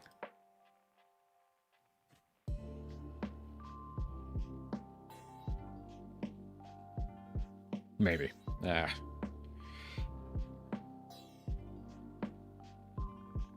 Yeah, this should have everything as far as all the packages and graphic packages like Lutris and everything, which if we look, like Lutris should be in here, I think. Yeah, Lutris is right there.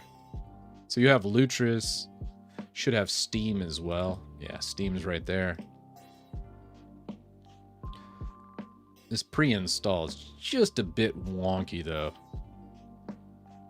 I think we're going to go better FS. Let's change this.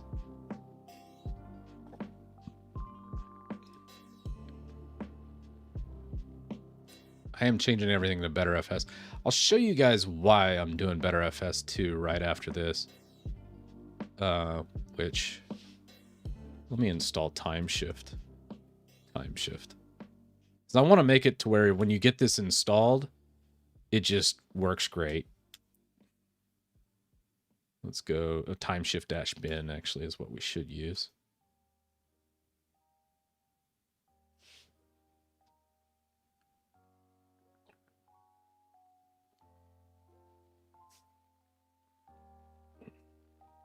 All right, mint again.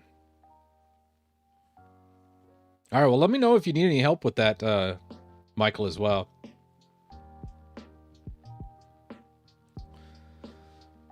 On the logo. All right, let's see what we got for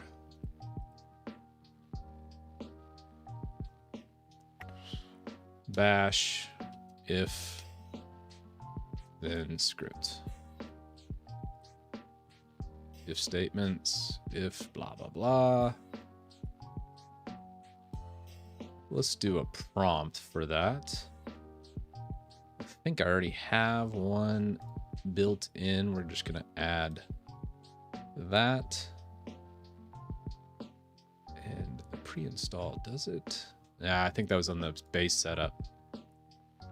So we'll do read of this. Reinstall.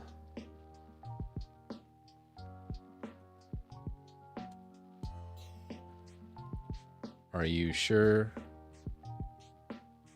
you want to continue? Yes, no. Colon. And then we're just going to add this read. Oh, well. Read. Let's take all that. Get my syntax. You can tell I don't bash script very much. Yeah, well. And we'll put that as the variable format disk. So if format disk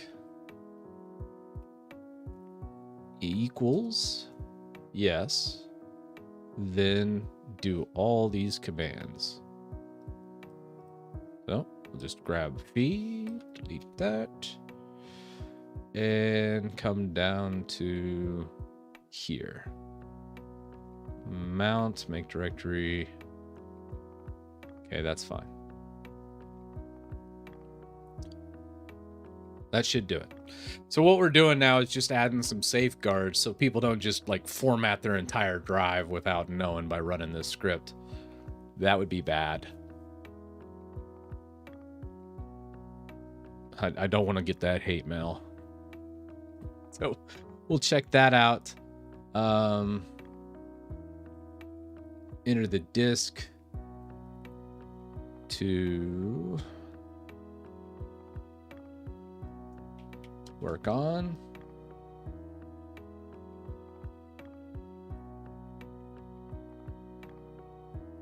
So now you'd still enter your disk. It should grab all the disk parts, mount them, install the base devil. I think I should have all that in there. And then add the bootloader entries. I don't think it added this right here, nor did it prompt me for a password. All right, let's see what this does. We're kind of creating our own distro here. Scooby-Doo, old Shaggy. Well, yeah, people don't read either. I will still get that mail. That's the God's honest truth right there. I recommend you use Y-. Oh, Miguel. See, Miguel's far smarter than me. He's done a script or two. I can tell you that right now. All right. Oh, we don't need spaces. We can do that. And no. I think we could actually, I don't even think we could honestly leave no as the default option, to where if someone doesn't enter anything or they just hit enter or whatever it might be, it'll automatically just not format the disk. You have to type Y to format. That's a good point there, Miguel. I like it.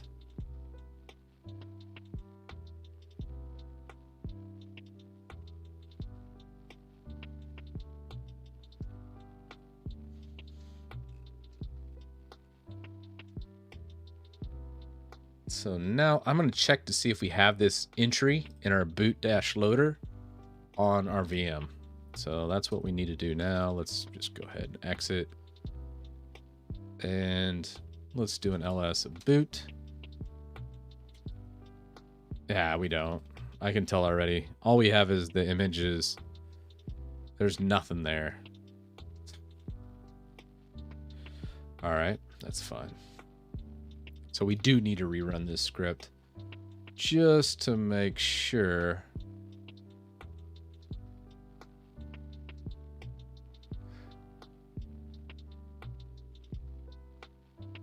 So system ready for first boot.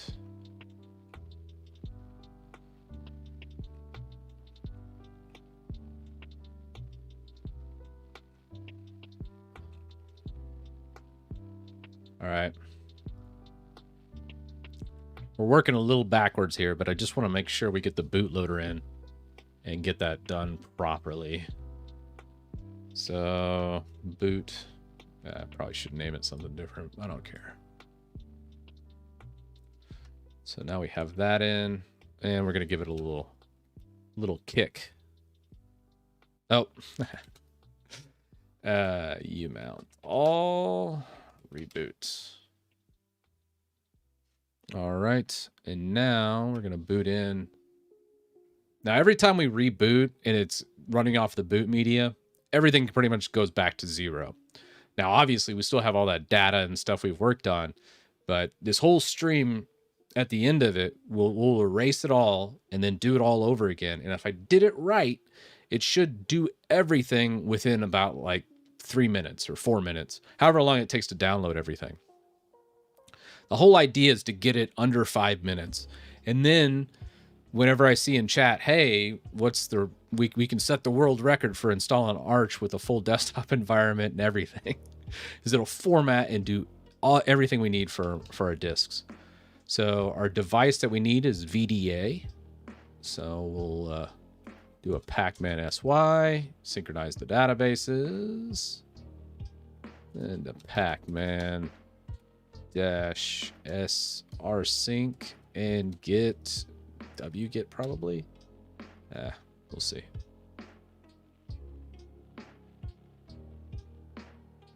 Yeah, Brennan, I agree. Probably adding the yes and the yes all together. But then there's going to be somebody that's like capital Y, lowercase es. Love it. All right, we got that. So now let's just clone this entire project again.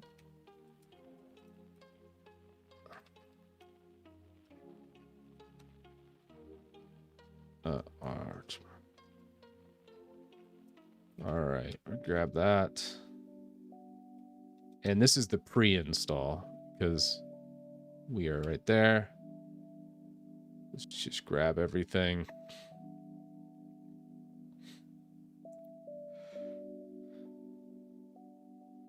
I wonder. Yeah, reflector should still work.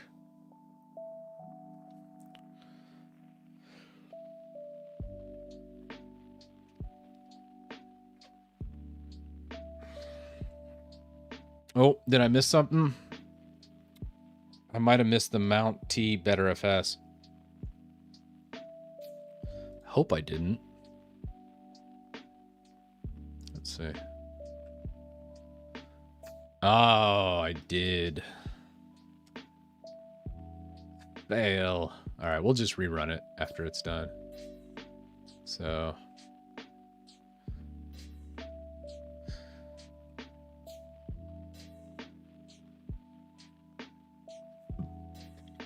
You know, this is wrong too, though.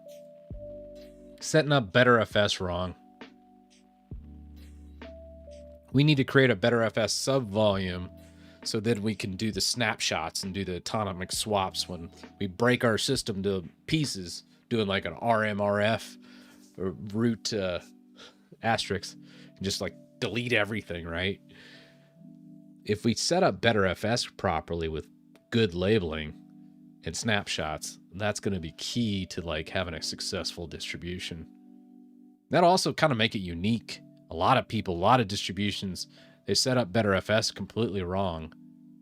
I think mounting BetterFS with that before the pack strap would be key. So let's cancel this. So let's see here, BetterFS. I did a guide on my website actually. A lot of times. So when I originally made my website, like in, I think it was 2008, I did it because I kept forgetting things that I did already. And I made the website so I could actually fix things. So now we need to make a sub volume before we add divide. So BetterFS creates sub volume. Mount. So we mount it and then create the sub volume there. And create sub volume. How did I do that? Nope. The @ symbol should be what we create that first sub volume on, but I think we need to label it. If you just say create sub volume, I don't think it's going to label it correctly.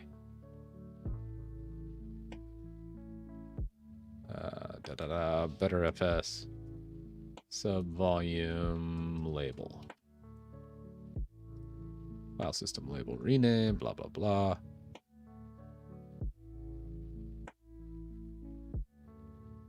I guess we could label it like that. Let's go BetterFS sub volume create. We can come back to the label if we need to. Check the wiki. No. Sub volume create. So that just creates the new sub volume. Then we do a mount. Sub volume equals.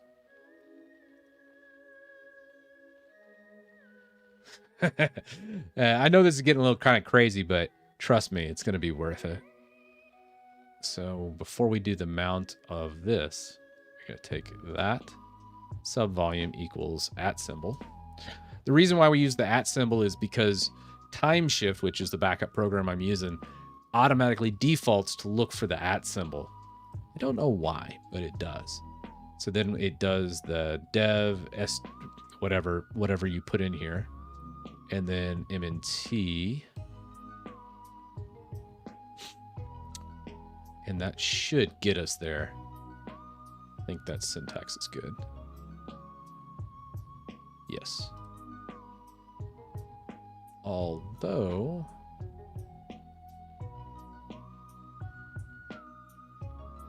okay, so the @ symbol should be there and there. All right. That should get us there. mnt /@ symbol.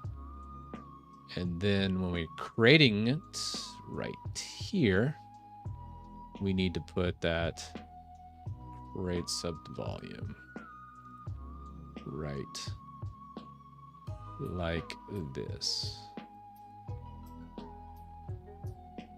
Oh, nope. Create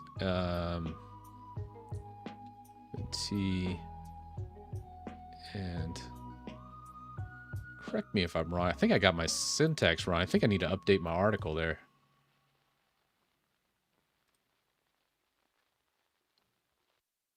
Create mnt.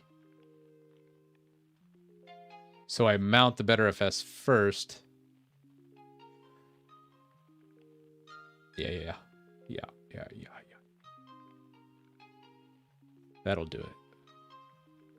So syntax is completely wrong right now. But first we need to mount this guy. We'll leave this mount, but we want to mount the root first. So we'd mount betterfs dev output. I'm going to read chat just to make sure I'm not missing anything. I don't know if we got any betterfs people in chat though. Nah, we're good. So basically the sub volumes work almost like directories, but it's different. You can't really interact with it too much unless you mount those sub volumes. Then you can't really write to them. But the cool thing is, as you're doing snapshots, you have them basically on that same drive. And then let's say you need to revert back to when that snapshot was made. It happens like instantaneous. So you can restore entire systems in split seconds. It's really cool. Absolutely love it. So that's why I'm just kind of taking my time setting it up. So we create that. And then we'll take a snapshot.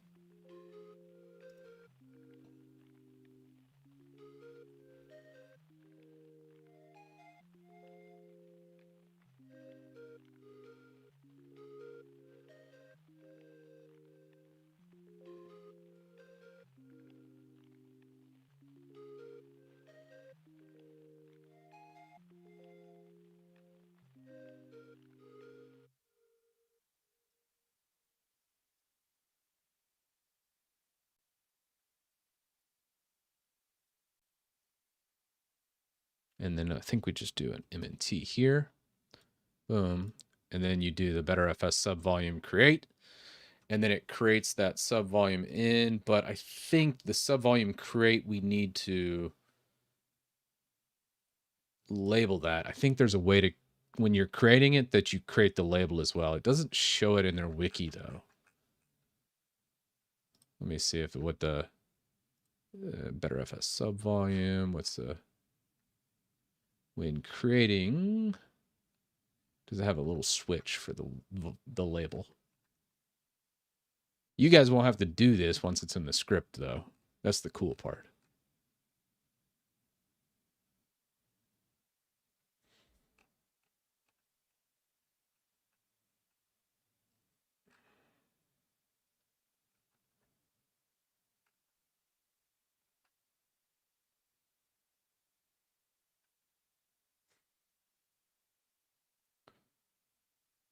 All right. Let's see here. Betterfs. Subvolume. Create.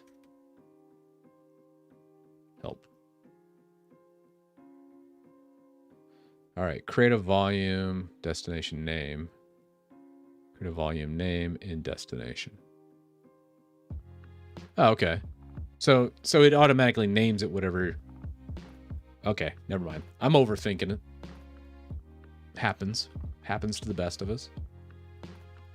That right there should be like that.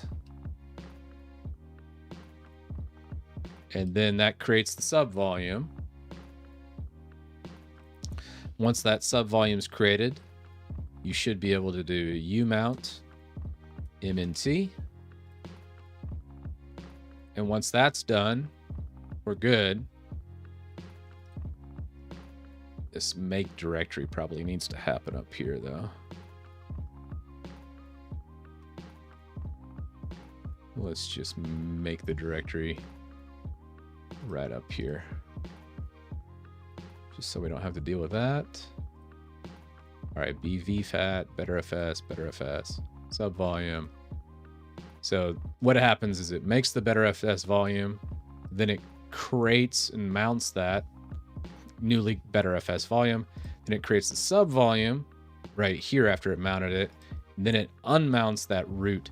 The worst thing we can do is create all of our data in the root. We want to create everything in the subvolume, and then from that subvolume we can do snapshots and all the beautiful things of betterfs, and should be pretty slick. So then we unmount that, and then we are mounting this sub volume right here.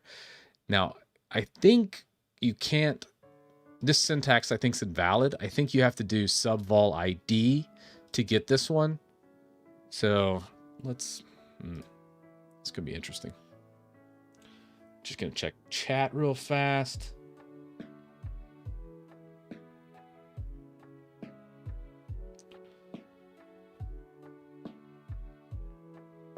Yep.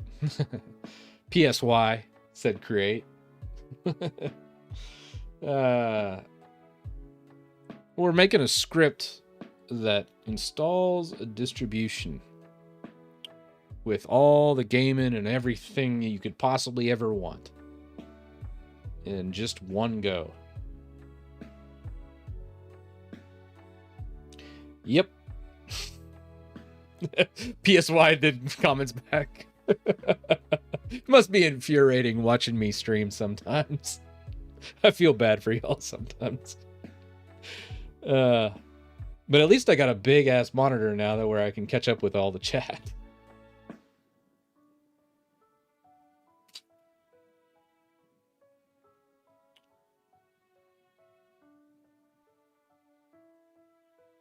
Yeah, I mute the music. I don't think I do. Nah, there's music. That's why I got the headset on. So I don't go mad. Try and fill up all the silence.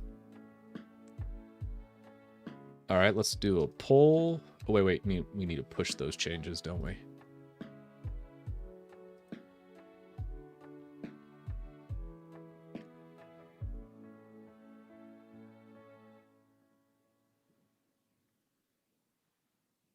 All right, so now what we're going to do, I know this is going to be kind of crazy for everybody, but we're just going to start all over.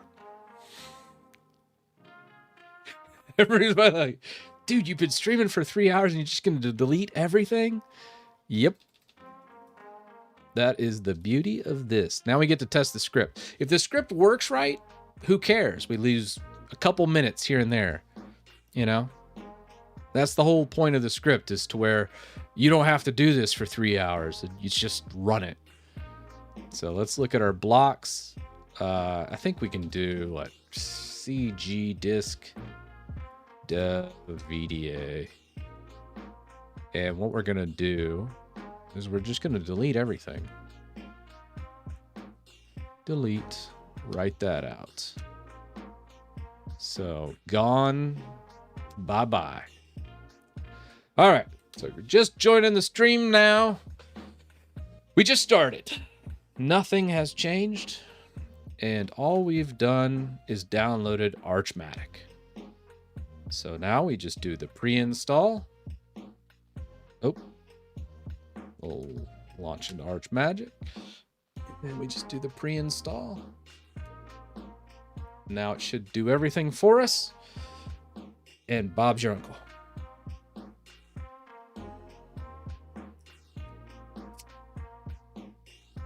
Yeah. Well, that's the whole point. Like, I'm almost kind of doing this for myself too, because once I get everything set up perfect, I could just like wipe out Linux anytime I want and then reinstall every single package I had in 2 or 3 minutes. How cool is that, right? Installing a whole new operating system with everything in like 5 minutes. That would be pretty, that'd be pretty legit.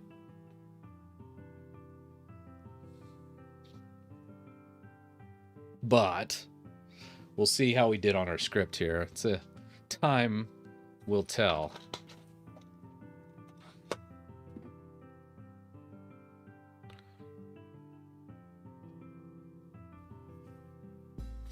All right. So we have VDA. Select your disk to format. Dev, VDA. This will format and delete all things on the disk. Yes. So now it does everything. All right, set the root password, 1234, 1234. All right. So now that's done. This was a fresh disk. everything got formatted and all of Arch got installed, and we can now,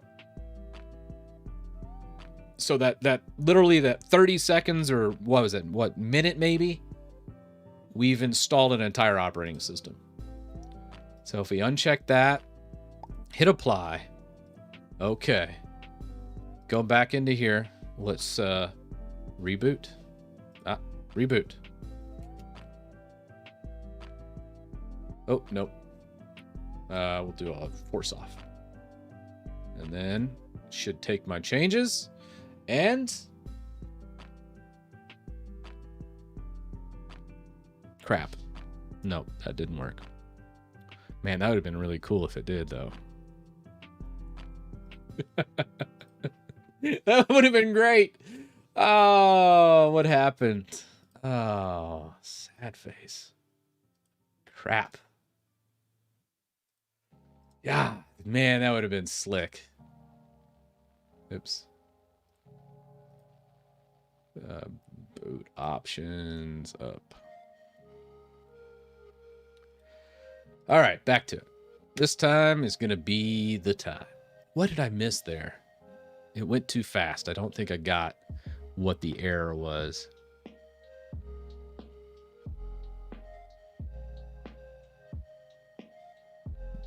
Maybe systemd boot wasn't there. Boot ctl install. Is that even there? Okay. What was it? All right, let's. Oh no, it didn't even make my partitions. So.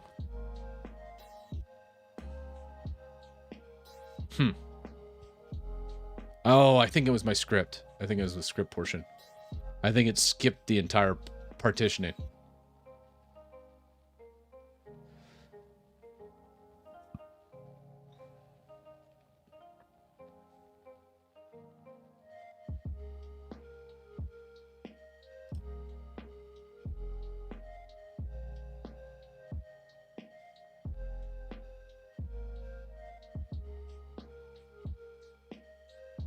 Let's go to our test script.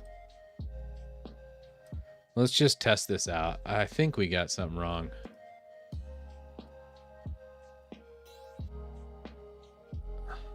Is that the correct syntax is the question. Yes. Yeah, it's the wrong syntax. Okay, yeah, it skipped it. That's what's up. So it didn't like that syntax. Oh, wait. Is that it? No, that's not it.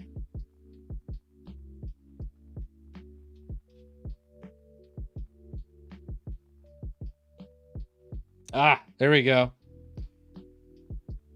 Oh my gosh. IV, thank you. And thank you. That sounds amazing. Change format disk YF to if answer. Okay. All right, let's try that. If, and we'll change this around. Whoa, all right. That's a format. Tidily. Ooh, I like that one better, Miguel. Miguel's is a little cleaner. I think I'm going to go with that. Let's go with case.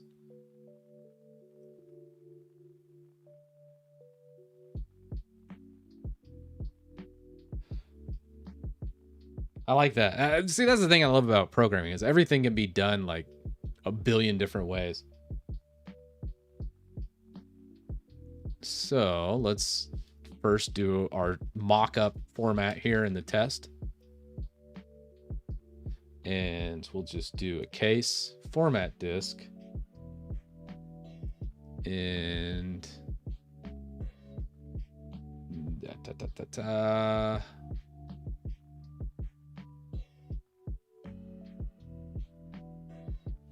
so case, what was that?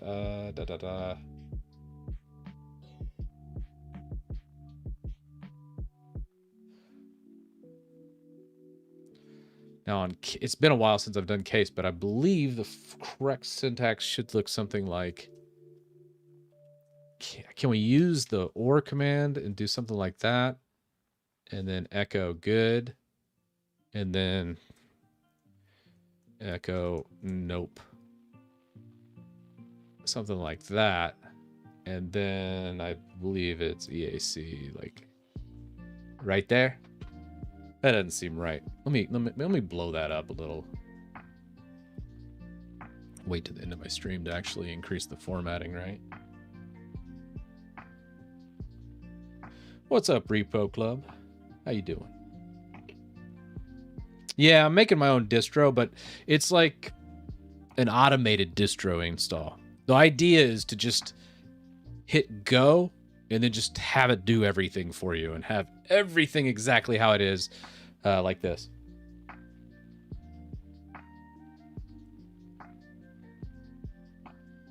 After each case, you should have colon, colon. Okay. So, like that. And that.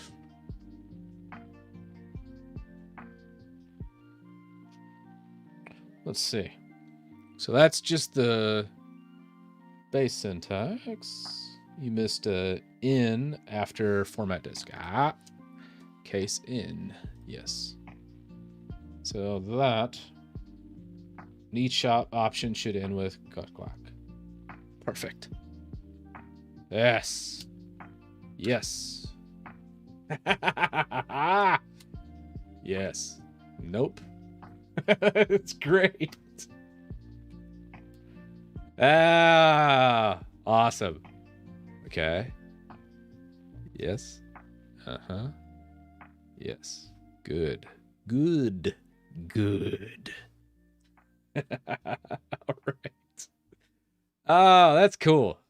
I love it when you learn something new. Makes me feel good. So, now, this is what we're going to do. Bam. Case format in. And then we have the first one, which is going to be Y or capital Y or yes or yes or yes. And then all of this happens. And it keeps... Wait. Where does it end? Right here. And then it ends. And then we have asterisk that. Do we even need that? Probably not. EAC. Yeah. ESAC. Yeah. And that should get us what we want.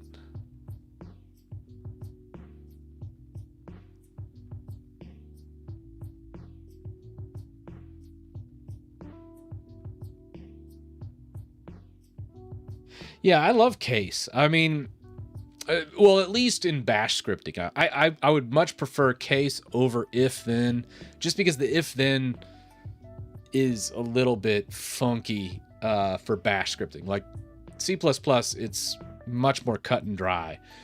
But bash scripting, the if then statements kind of are head scratchers. I'm like, I'd much rather do a case. Just from me, a noob bash scripter, I'd much rather use this type of formatting. Very easy to remember. So with that done, I should be able to fix this. Fix, install. Let's commit that, push it, and now come back to here. Nothing's there. Alrighty, Pac-Man, SY. And we're gonna grab git. Oops, not an SY. Oh wait, no, we grabbed it. Oh, okay. Note to self, SY and then space. It'll update the database and install the stuff I need. Save time next time. Git clone. And then we grab our project again for the gajillionth time. Archmatic. And then we get the pre-install. And then just have everything done to a bootable system. Make it so.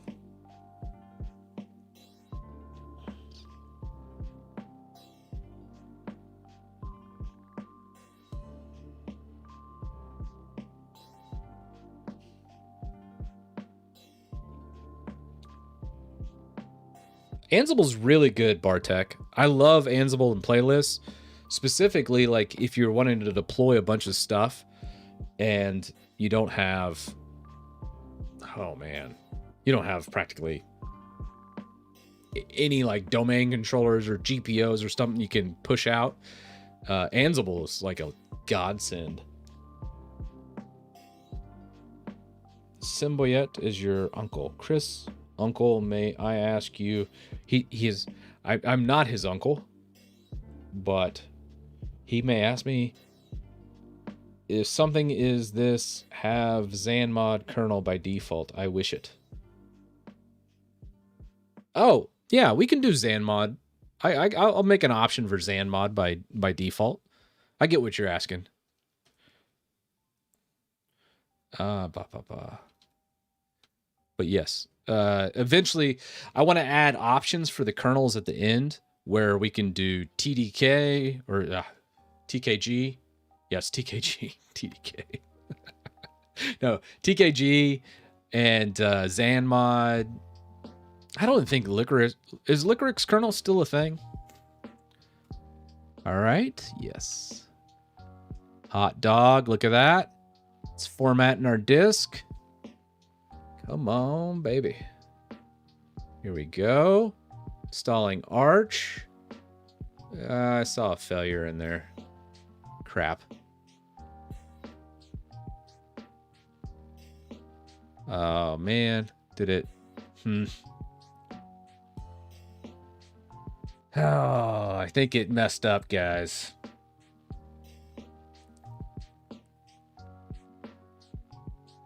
Did the boot CTL work? Let's do a list of boot. No, it didn't work.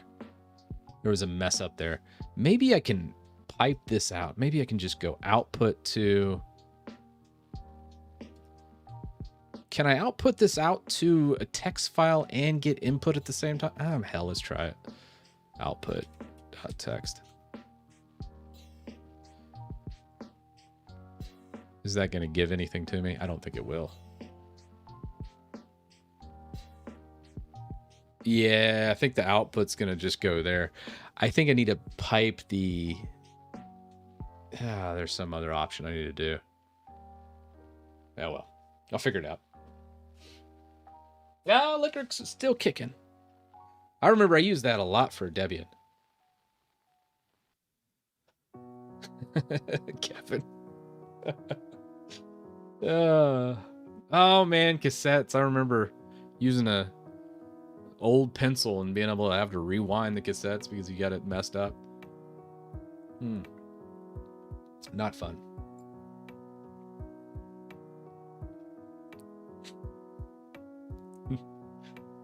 Love the error commands. No bootable medium found. System halted.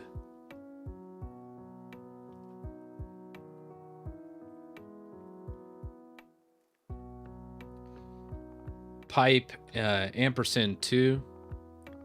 Yeah. I think that's what we're going to have to do.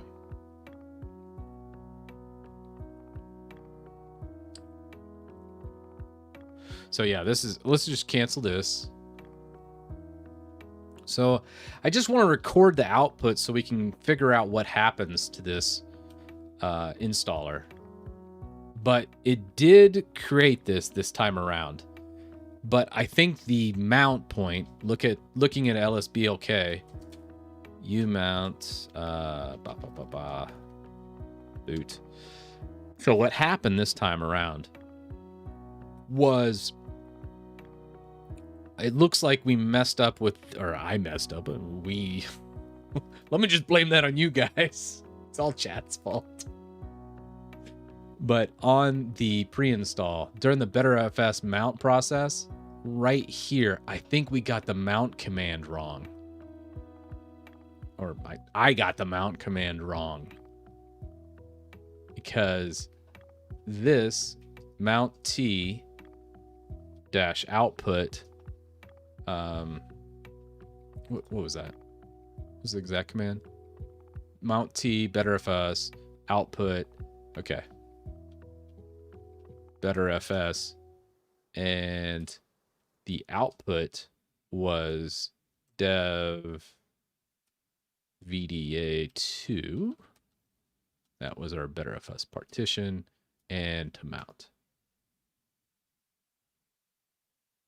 Oh, cannot find in etc fstab. So what ended up happening was this. Oh, wait, no. No, that's not it. It's looking for an fstab, but none exists. So I think I'm overdoing that. Okay. Okay. That's definitely where the script went wrong.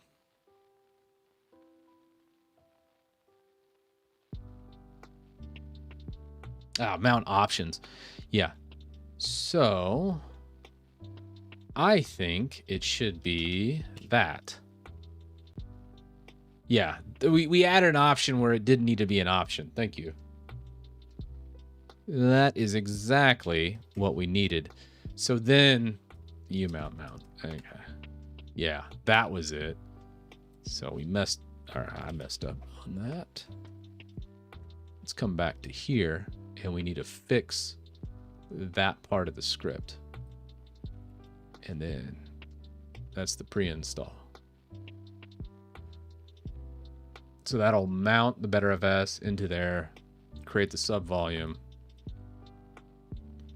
in there, boom, unmount, and then we do the mount option of subvol into this disk at this address. No, this is wrong. It should just be MNT. Sub volume's already created. You're mounting it to there. That's the correct syntax. Fix mount. Push.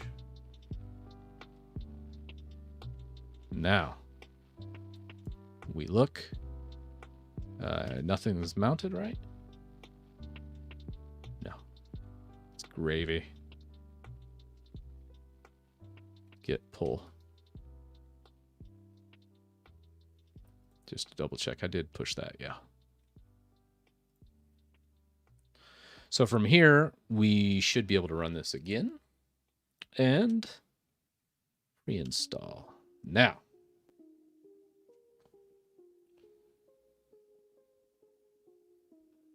yeah, the whole reason I'm adding a new layer of complexity to it, mainly for the sub volume. I've said this in the past, but having a sub volume before you install your main operating system is so important. So many distributions screw that up. And then you end up with this betterfs partition that it's missing like the best thing about betterfs, which is snapshots.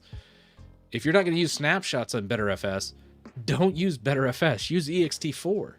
But having the snapshot capabilities is so powerful because what I'm going to do is I'm going to get everything just bundled up tight in this quick setup script, and it'll just fly through everything and then just get you on your desktop. And then you can literally just blow up. You could do a rm rf / and blow up your whole system, reboot, point it to the latest snapshot, and then you're immediately right back up. That's the idea behind this. VDA. Yes. So this will format everything. And set all the names. Wait. Ah, I missed it.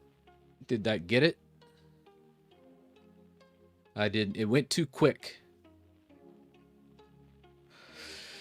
I don't have a full keyboard for a pause break either. Ah, well. We'll see how it does.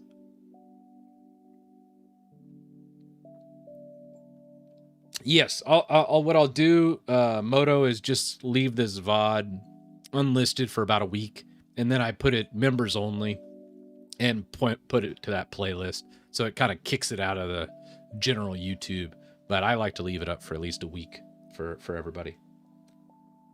But if you want to see like really old VODs and stuff, there's the channel membership. Why don't you use ZFS?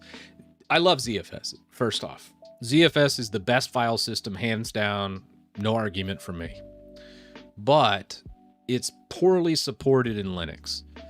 It's there, and it is supported, and it's a fantastic file system, but it's kind of a pain in the butt. So that's why I don't typically use ZFS on a Linux install. But it is a great file system.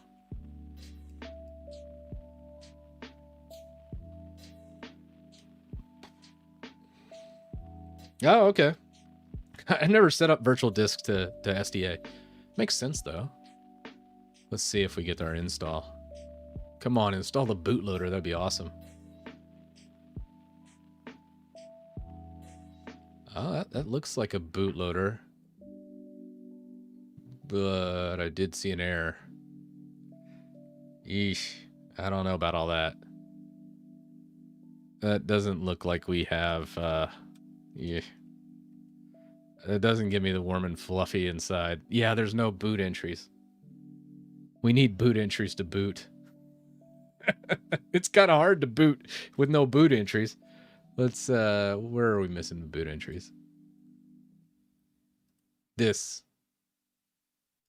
did not go. Oh, well, no wonder it didn't go.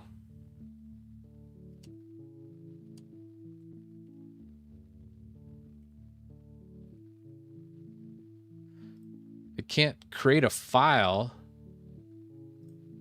in there. And this is just, yeah, cat to EOF, output to there.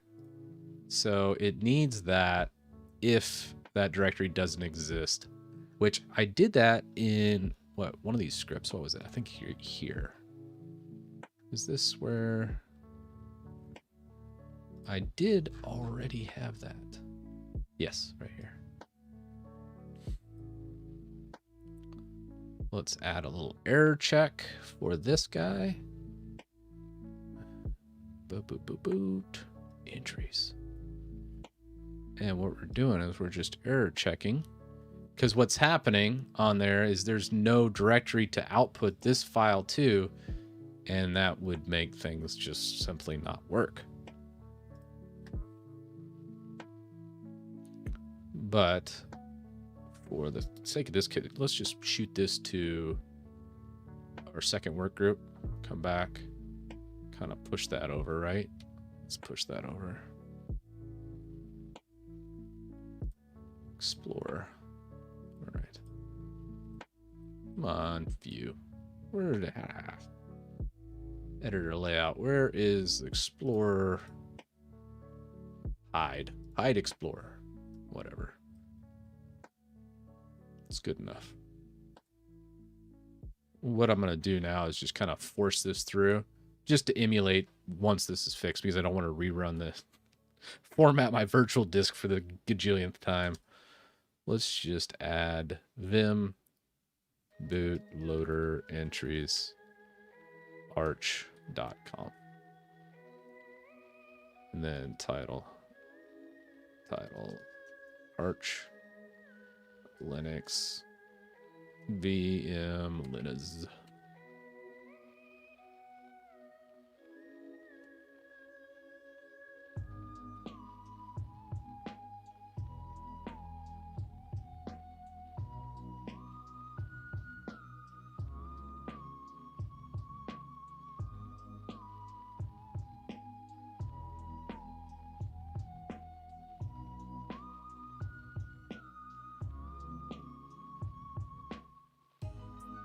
Oh, come on. So that's what's happening, is it's trying to write to it. I bet you it just doesn't have boot loader entries.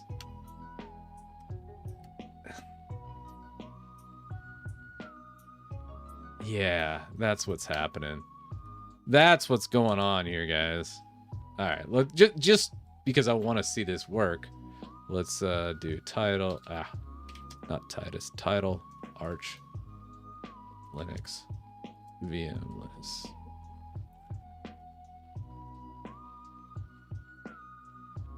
Dash Linux.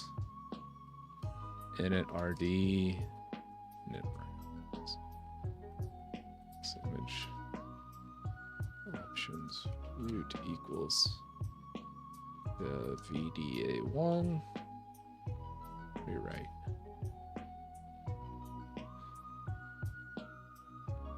So, with that, we should be able to do a boot CTL install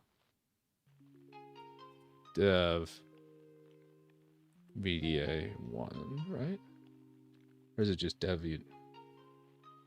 Or I don't know, it's just boot CTL install, right?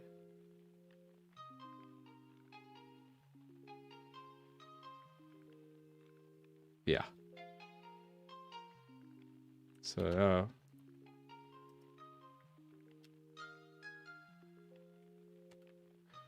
what's that look like? Oh, wait. My bad.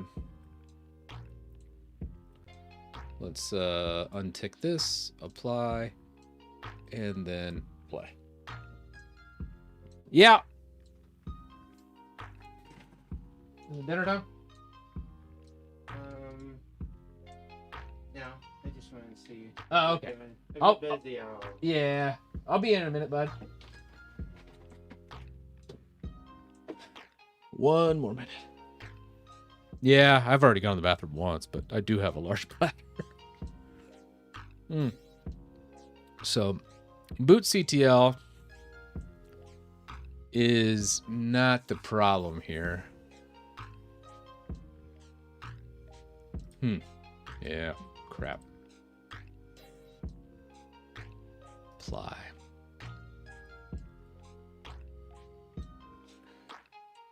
Wow.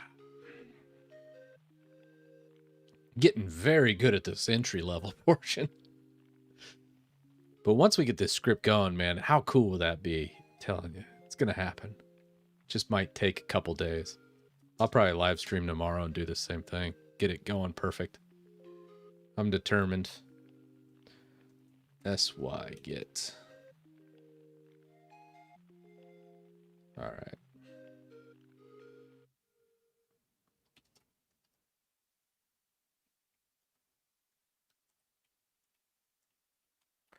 And what this should do. Yeah, this is going to be Titus OS. That's what we're going to dub this. I got the idea because I saw, I think it was Linus trying out Linux, and there's so many different things I think they're trying to set up, and no distribution has all the packages by default. And I was like, I could just clone my build and grab every package and just make it perfect. And make a script to just do everything for them to where you run it and it just does it all. That'd be pretty sweet.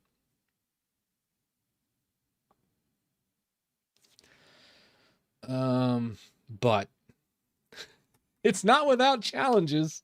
That is for sure on this guy.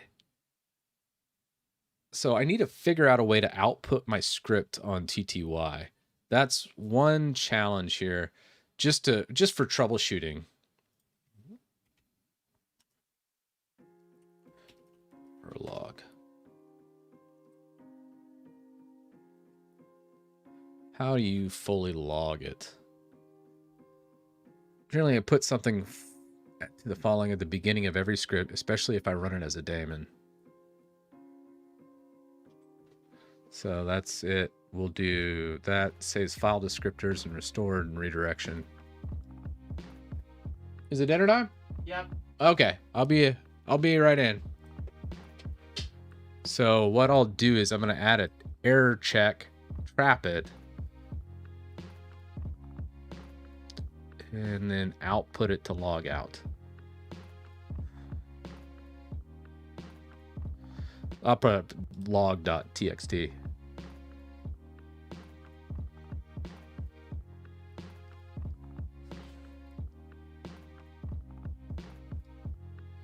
So this right here at the beginning of the script will be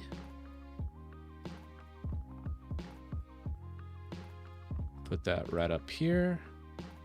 Go log text. Let's just call that install log.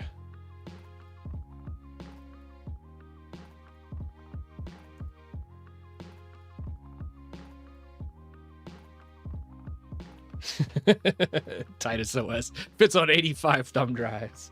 Well, if your thumb drive's like 1 gig, maybe. It's gonna be great though. You miss bootloader loader.conf. Oh. Well, the loader.conf should be part of when you go into boot. Oh yeah, not this boot. MNT mounted. LSB, okay. Oh, no, I don't have anything mounted. But if I mount dev VDA 1 to MNT, this is the boot partition. So this is actually be MNT boot. But if we do it LS, oh, it's empty. All right, crap. All right, well. All right. I'm going to have to end it for today, but I will get this working. I'm probably going to log on super early tomorrow, start up the live stream again. So if you guys want to hang out, by all means, I love getting the feedback as I'm doing it.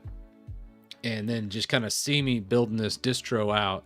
But I'm going to build it out to where eventually we get to a point and then just kind of get a bunch of feedback from chat, and even some people that do scripting and stuff will popped in and helped out a lot in this stream.